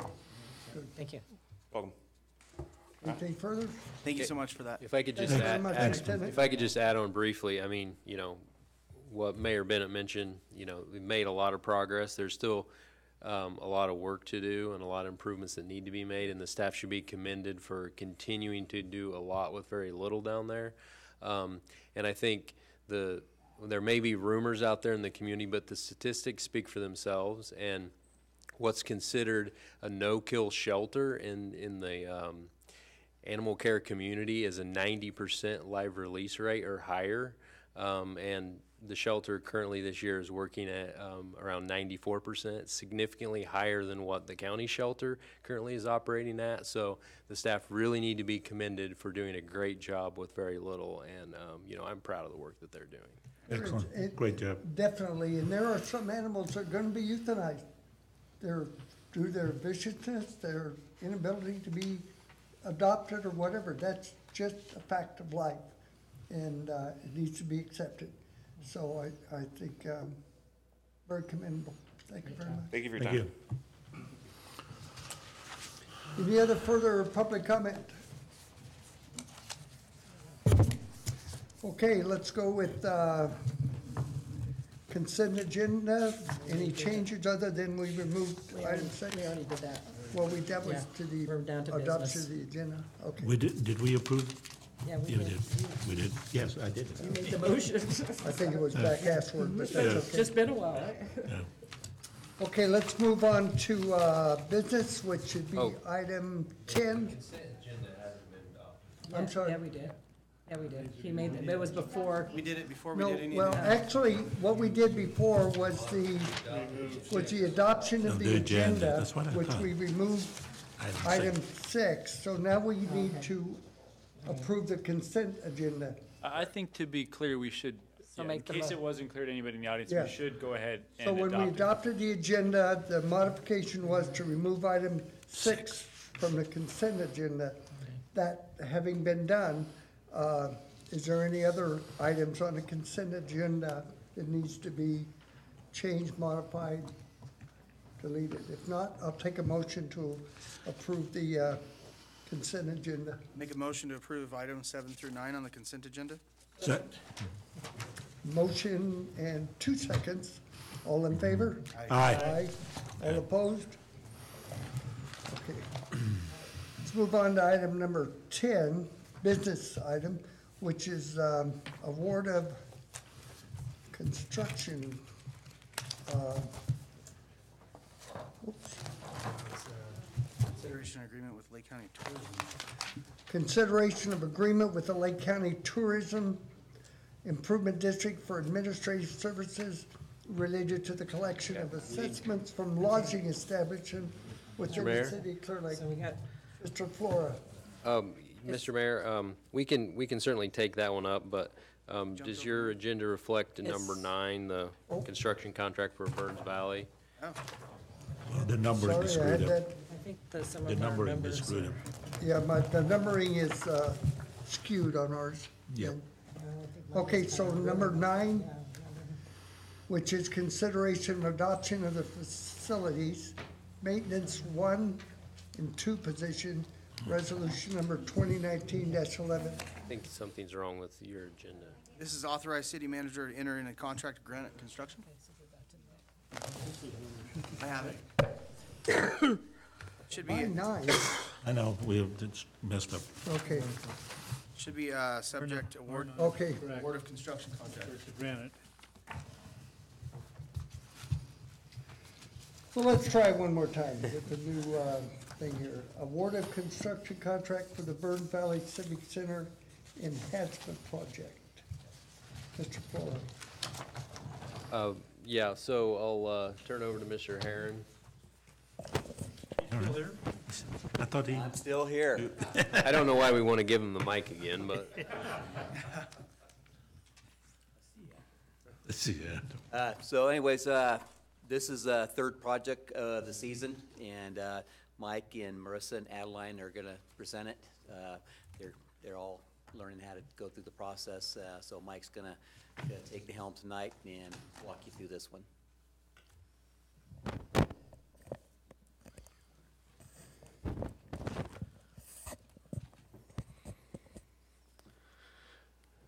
Award of construction contract for the Burns Valley Civic Center Enhancement Project. Background for the project is the present location for the project has either no facilities or substandard facilities for proper pedestrian and bicycle travel. The project will provide pedestrian improvements by including high visibility crosswalks, retro reflective signs and striping, rapid flashing beacons, and other pedestrian bicyclist improvements. The project will include the addition of sidewalks and a bike route along Olympic Drive from Pine Street to Lakeshore Drive and extend around the corner along the east side of Lakeshore Drive from Olympic Drive to the end of the City Hall property. The city advertised a notice inviting bids for the Burns Valley Civic Center Enhancement Project on February 15th, 2019. The project was advertised on the city website, advertised in the newspapers, and sent to various builders' exchange plan rooms. The city opened bids on March 21st, 2019 from the following contractor: Granite Construction, in the amount of $549,136,000. Staff recommends that the City Council approve and direct the city manager to enter into a contract with Granite Construction in the amount of $549,136 and authorize the city manager to approve of up to 10% for additional unforeseen contract amendments. There are no policy implications with this recommendation. Funding for this project is available using the SB1 Local Partner Program funds for $200,000. And today, we realized that the Series A bond funds has $320,000 allocated. And we would need an additional $30,000 for the project, and we recommend it come from the gas tax fund.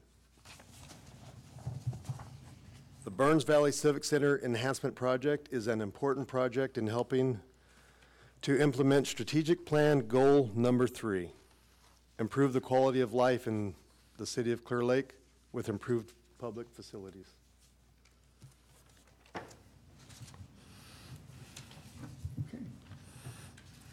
Anything from council? Yeah. Is undergrounding part of this project too? It's not? PG&E or wasn't interested in? Timing wasn't right. To do any underground with PG, it's getting worse from Thanks, Greg.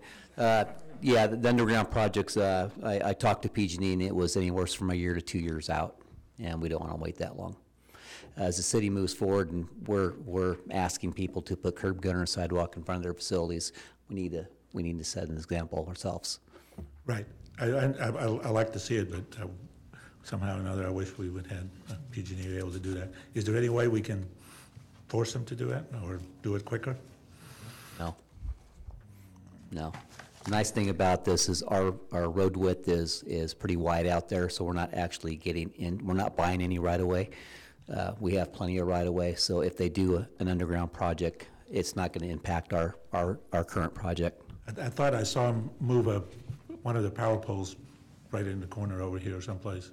Is that in anticipation of Correct. This project? Correct.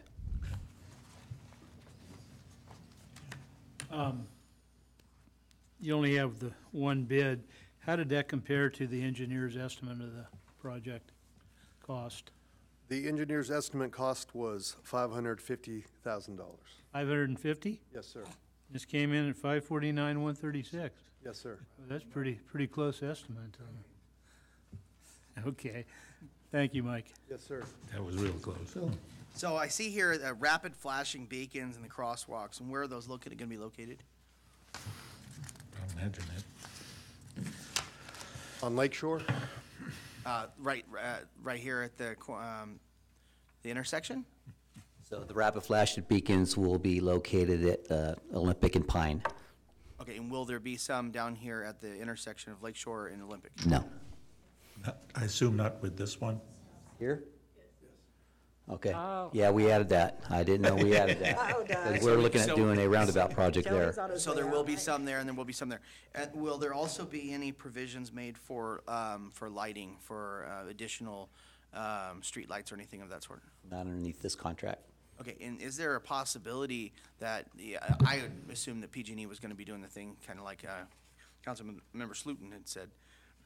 Is there a possibility that we could incorporate into the groundwork that's being done, any kind of conduits and vaults, so that when the future happens, we can just have them pull line? Would it be a possibility for us to kind of like have a forethought there and drop some infrastructure into the ground as we're doing this to make it easier for them to put everything underground, or is that not a possibility? No, that's possible. I mean, me and Greg have met with their people many times, Lizette Burris, and we've talked about future projects. It's just they're out there a ways, in lieu of all these fires and floods and stuff Right. that's going on. Everybody's 2, 3, 4 years behind right now. Well, in this particular instance, they would not have to have a participation level, but it would just be as simple as us kind of having some forethought as to where we know that they would have to string lines, and then putting the infrastructure in the ground just in preparation for that, knowing that within 2 to 4 years, for example, we're going to be trying to get everything underground. It would just concern me to do all this work and then potentially have to kind of tear into it to. Yeah, that's what I was saying, that we have our road width on Olympic Drive, we have enough road width, so if they do any undergrounding from Pine Street back out to this intersection, it's gonna be inside of our project. Well, I assume It there'd be won't be in our project at all. probably be some lateral stuff, though. Stuff coming into our property. No, because everything comes down this way, it's gonna run this direction. So it wouldn't tie into wouldn't go across our crosswalks, okay. That would be my only concern, is that anything that would potentially lateral across the work that we're having done, it would be advantageous to put something in. They got a lot of new technology out there, so there's a lot of people are doing line boring, so they're going down underneath and are boring across without Directional trying tunneling. to tear up asphalt and stuff. So that's kind of the new future wave coming down. Well, I very much appreciate this. It's exciting to see this happen. Thank you. Yes. Anything further? Any public comment? One quick question. One more. One quick comment. It's right that we're doing this to City Hall, because City Hall is probably not ADA compliant now, at least the curb gutter around and not direct travel way to City Hall. So it's important that we set an example. Yes, public comment, Cheryl? Cheryl Lawman, City of Clearlake. I have to define my ignorance, but I had a family trying to cross from that Burns Valley Mall or Burns Valley School across Olympic. Is that Pine Street there? Yes. Okay, because there was no crosswalk. I was surprised when I actually saw them, and I was too far or too close to them to stop, but I thought that was really unsafe, so I'm glad to see this then, to be going in. And is that where one of the flashing lights is going to be, at the school? Yes. Good comment, thank you. Anything further from public? Bring it back to council. Mr. Mayor, I would like to move that we authorize the city manager to enter into a contract with Granite Construction for construction of the Burns Valley Civic Center Enhancement Project in the amount of $549,136, and authorize the city manager to approve up to 10% for additional unforeseen contract amendments. Okay. Motion and a second. We need a roll call on that?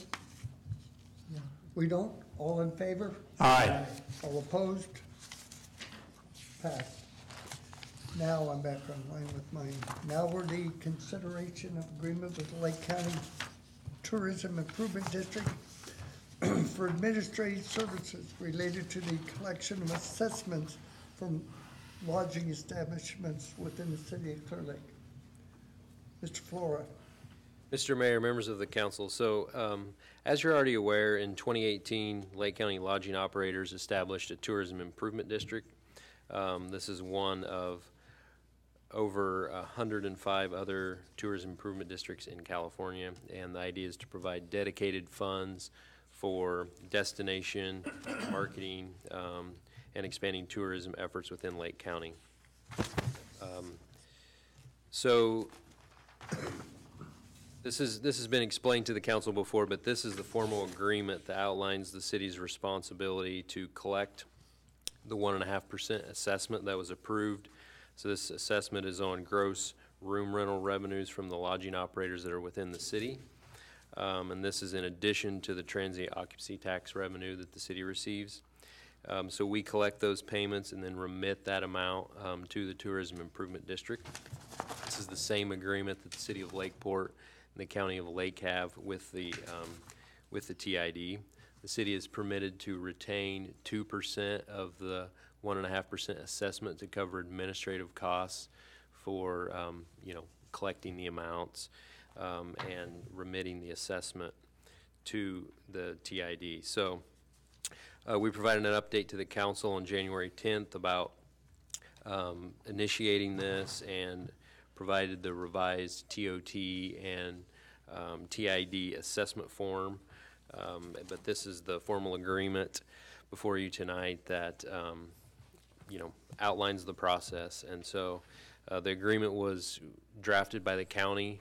The only difference is just references between the county and the city in this agreement. We had a TID meeting earlier this week, which this agreement was signed by the board members of the TID, and our recommendation is that the council approve this. Anything from the council? Any public comment? I'll bring it back to council. One quick question. Since our outgoing city manager was a member of that, I assume that you're going to take his spot?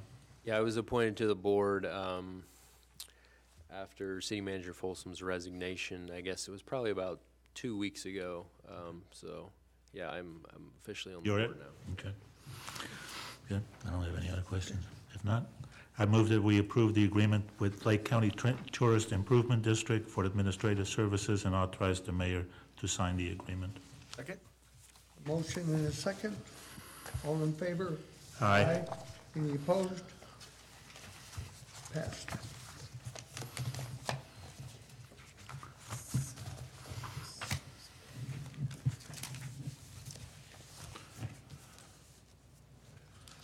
Okay. Number 11, first reading of ordinance to amend subdivision 3-4.5, parentheses A, parentheses 8 of the Clearlake Municipal Code, exceptions to competitive bidding requirements. Which floor? Mr. Mayor, actually, I'm going to take this and members of the council. So what we're looking to do is hold the first reading of I would consider a minor amendment to the purchasing ordinance that we have in our municipal code. It's particularly section 3-4.5A8. And what we currently have is the ability for the city to purchase goods through what's called the CMAS or the TIPS programs. Those are programs where they've already competitively bidded certain rates for these items, and we can buy them from them as opposed to having to go through a whole competitive bidding process. It's turned out in our experience in talking to Mr. Floor that there are other similar programs besides CMAS and TIPS that we'd like to take advantage of. And so what we did is we're proposing to build in some flexibility in our purchasing code to use other programs to purchase goods from. This would, if we have a public works project like the construction, of a road or something, you can't use this type of thing. You got to go through regular competitive bidding programs. But we think this is a good way to build in some flexibility and be more efficient with our spending while still getting a competitive price for the city. And I would recommend that we hold the first reading here now and move it for second reading at the next regular council meeting. I'm happy to take any questions you might have. Yeah, I have a couple of questions. Is this, or one question in particular, is this amending this ordinance, is that still help our local people? It really has no impact on that. That is, we still have a local preference. Okay. I would say this doesn't really one way or another impact. Our local bidders could be a part of one of these programs or they may not be. Okay. So if I could just add a recent example, when the council recently authorized purchase of the asphalt equipment a few meetings ago. They offered a government lease program that we could have utilized to lease that equipment like we've done with some other things. But to enter into a government lease, you had to participate in one of these purchasing cooperatives, and there was one specific one that this firm worked with. We just went ahead and purchased the equipment because we had the funding available, but that's just an example of a way to have more flexibility in purchasing some goods and services that we think would be helpful to have a little bit of wiggle room in our ordinance. Anything further? Open it to public comment. Seeing none, I'll bring it back to the council. Mr. Mayor, I'd like to make a motion. Hold first reading ordinance number 227-2019, an ordinance amending subdivision 3-4.5 A8 of the Clearlake Municipal Code, providing an exception to competitive bidding requirements for goods and services obtained under the cooperative purchasing agreement and the program of another government agency. Second that. Read by title only. Do we need to read the title? Go ahead with it, or no? Yes, Didn't he please. just read the title in Just that? read I the think he title. just read it. Amending, yeah, I already read it. Okay, so I'll put it together. I'll second. I have a motion and second. All in favor? Aye. All opposed? Passed.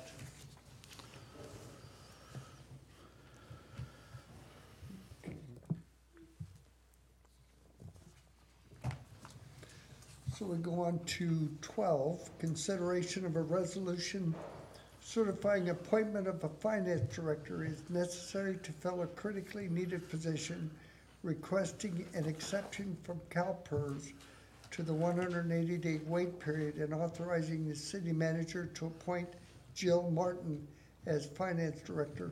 Resolution number 2019-15. Mr. Floor.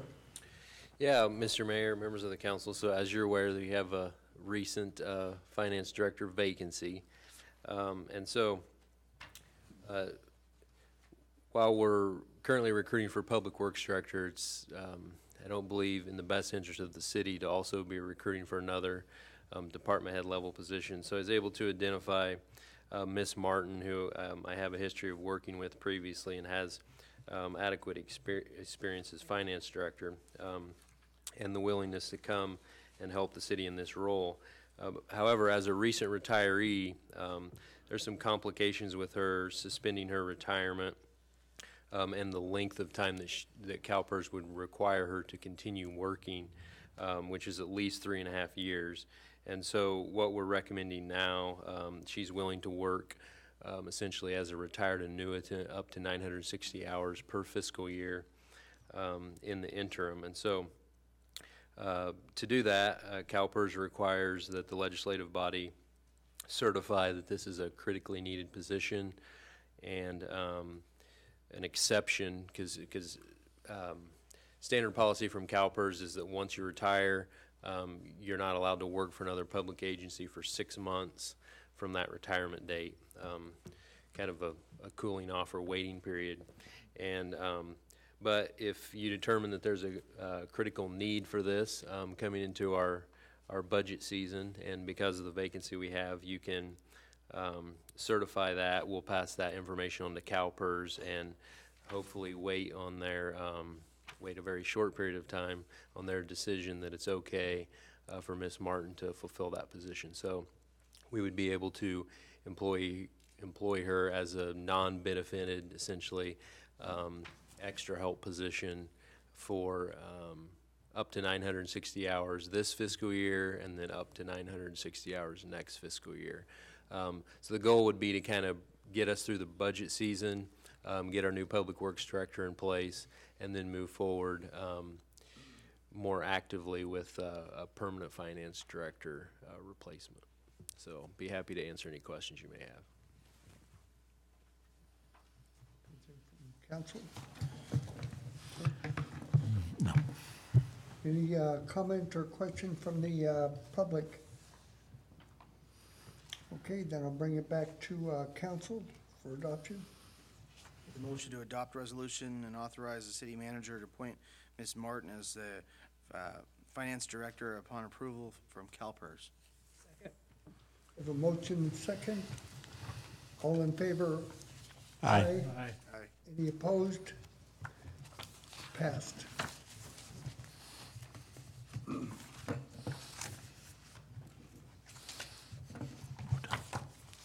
That's the end of the agenda.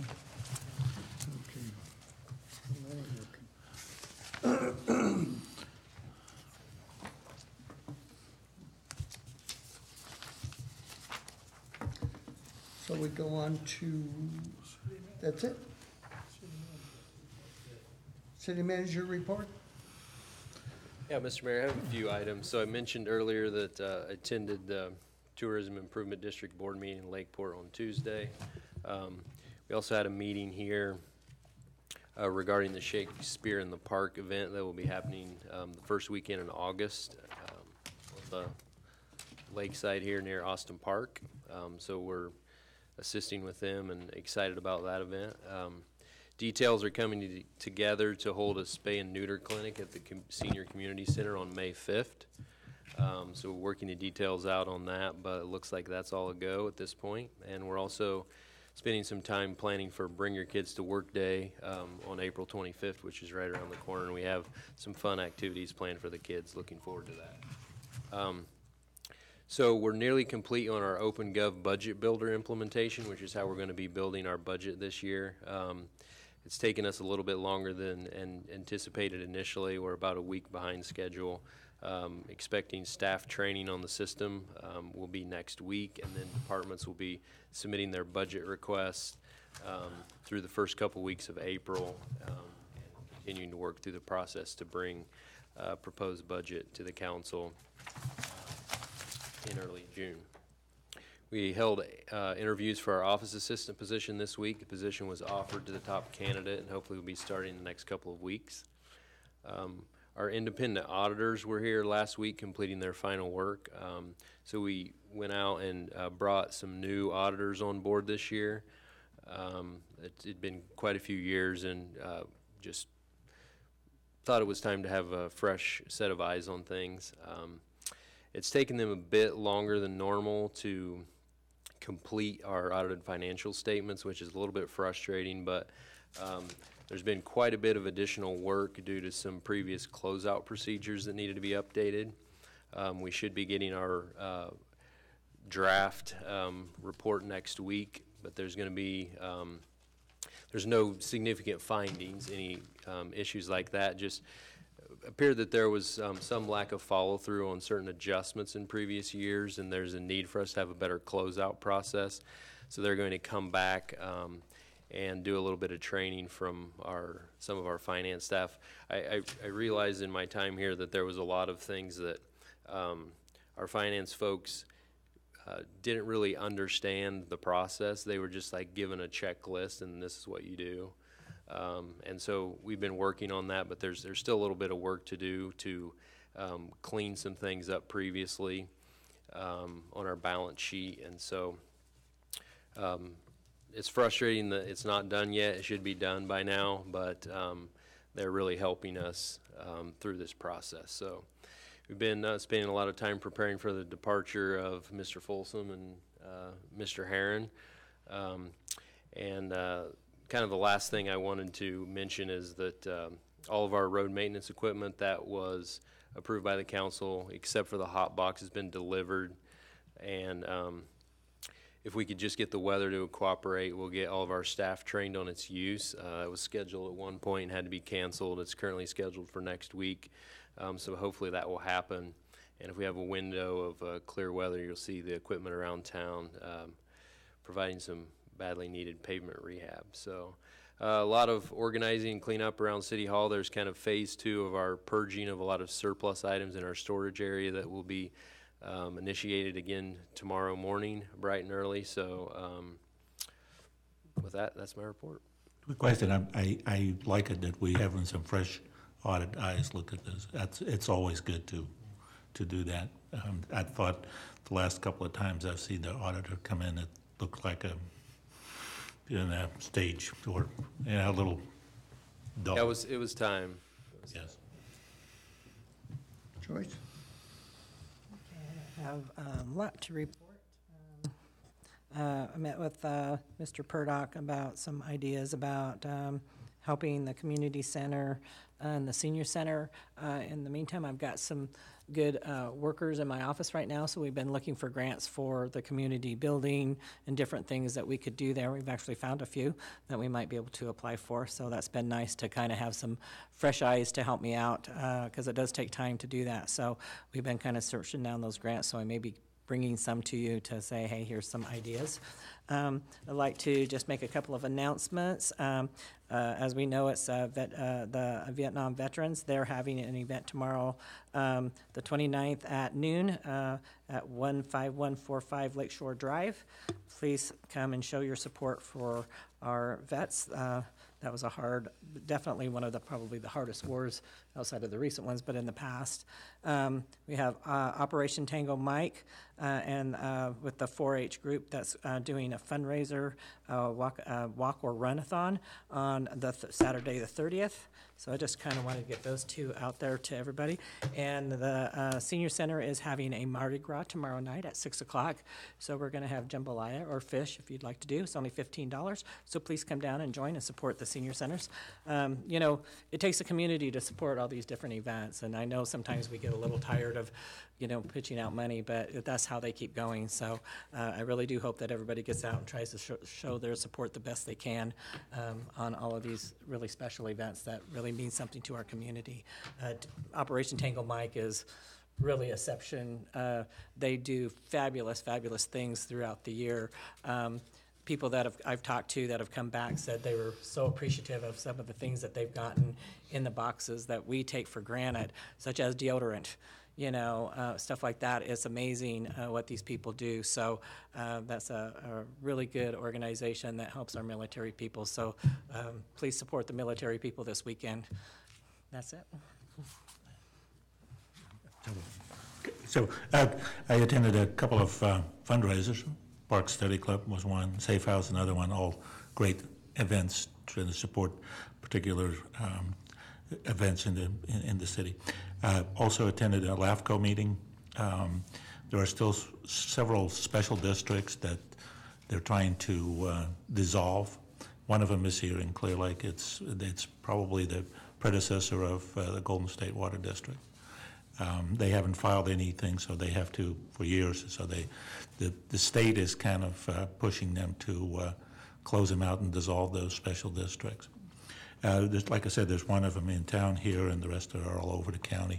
And there's more muscle given to LAFCO by the state to see if some of the smaller districts to combine them. One that was pretty successful was up in Cobb, where numerous water districts were combined into one. Also, I attended the marketing committee meeting. You should be seeing new signs going up shortly, directional signs to where it is. Also, we're looking at getting an index of all the cities, the city properties, and see if we can put a marketing brochure out to see if we can market those properties. That's my report. Not a ton of items to report. I did attend the Safe House fundraiser, which was a great success for the Safe House. I'm really glad to see people come out and support that. Great for our community. And did have a couple meetings with one with the youth center and one with the some talks with the Little League as well about some stuff happening at both of those locations. We're trying to find ways at the Little League to overcome the ongoing theft issues. So, as you probably know, every single year we have some significant thefts take place at the Little League. So we've made a lot of improvements this year to try to keep things like, you know, the air conditioner from being stolen. It every year gets stolen or damaged. So we now have a metal cage built around it. So they had opening day and they raised the flags, and by the next day the flags were stolen. So somebody had cut the steel cables that raised the flags and stole the flags. So it's kind of an everyday scenario. So we're working on some things, and I'm actually working on potentially providing in some way a wireless internet source to them so that they can have live streaming videos, so we can see on the cloud at all times what's going on at the Little League, and then maybe adding some lighting, because it's very limited on lighting there. So at night, it's a hotbed of activity because there's no light. So that's one thing there at the Little League. At the Youth Center, they're working on a proposal they'll be bringing to the council. They're getting a grant from the NRA, and they're going to actually have potentially build a facility with our approval, obviously, if they get all the ducks in a row, that would allow for children to have formal training in the use of archery and air rifles to become proficient, and actually to potentially be to be educated all the way up to Olympic ability. So that's a focus of theirs at the Youth Center right now. So that's something unique that they're putting together. So that's what I was working on this week. Thank you. Also attended the Park Study Club and a fundraiser. On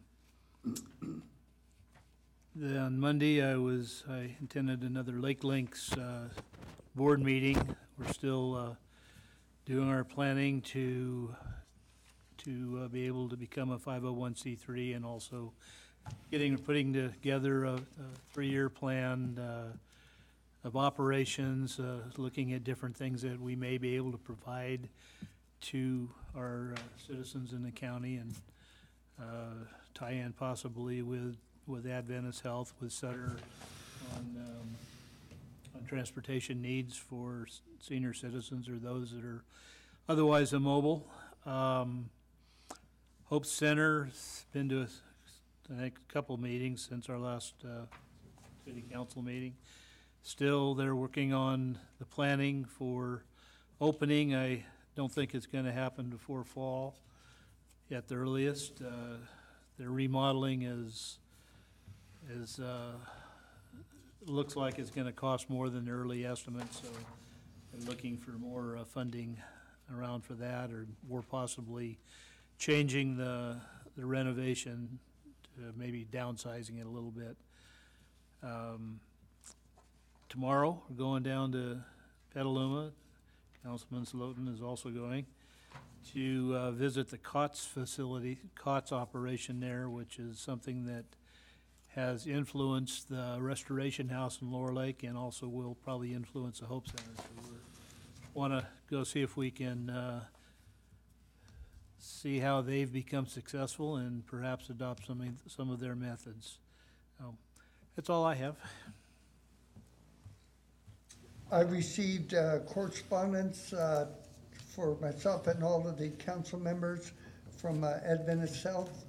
It said, "Thank you for your attending a question during the Leave It Behind presentation during the February 28th meeting. Prevention and saving lives should always be a priority in civic leadership. By supporting our presentation in a public setting, you did just that." And I believe all of you got a copy of that. Yes, very nice. Also, was it last Thursday, we had a special meeting at the community center where Adventist Health presented the city with a $100,000 check that is to be allocated for the children's park in Austin Park, children's playground in Austin Park. I want to thank each council person and staff who attended that. It was a good turnout. Other than that, I don't have anything. Anything further? Just closed session. Closed session. Just closed session. We will adjourn from the public meeting at 8:18 hours, 8:18 p.m., 2018 hours, and adjourn to closed session.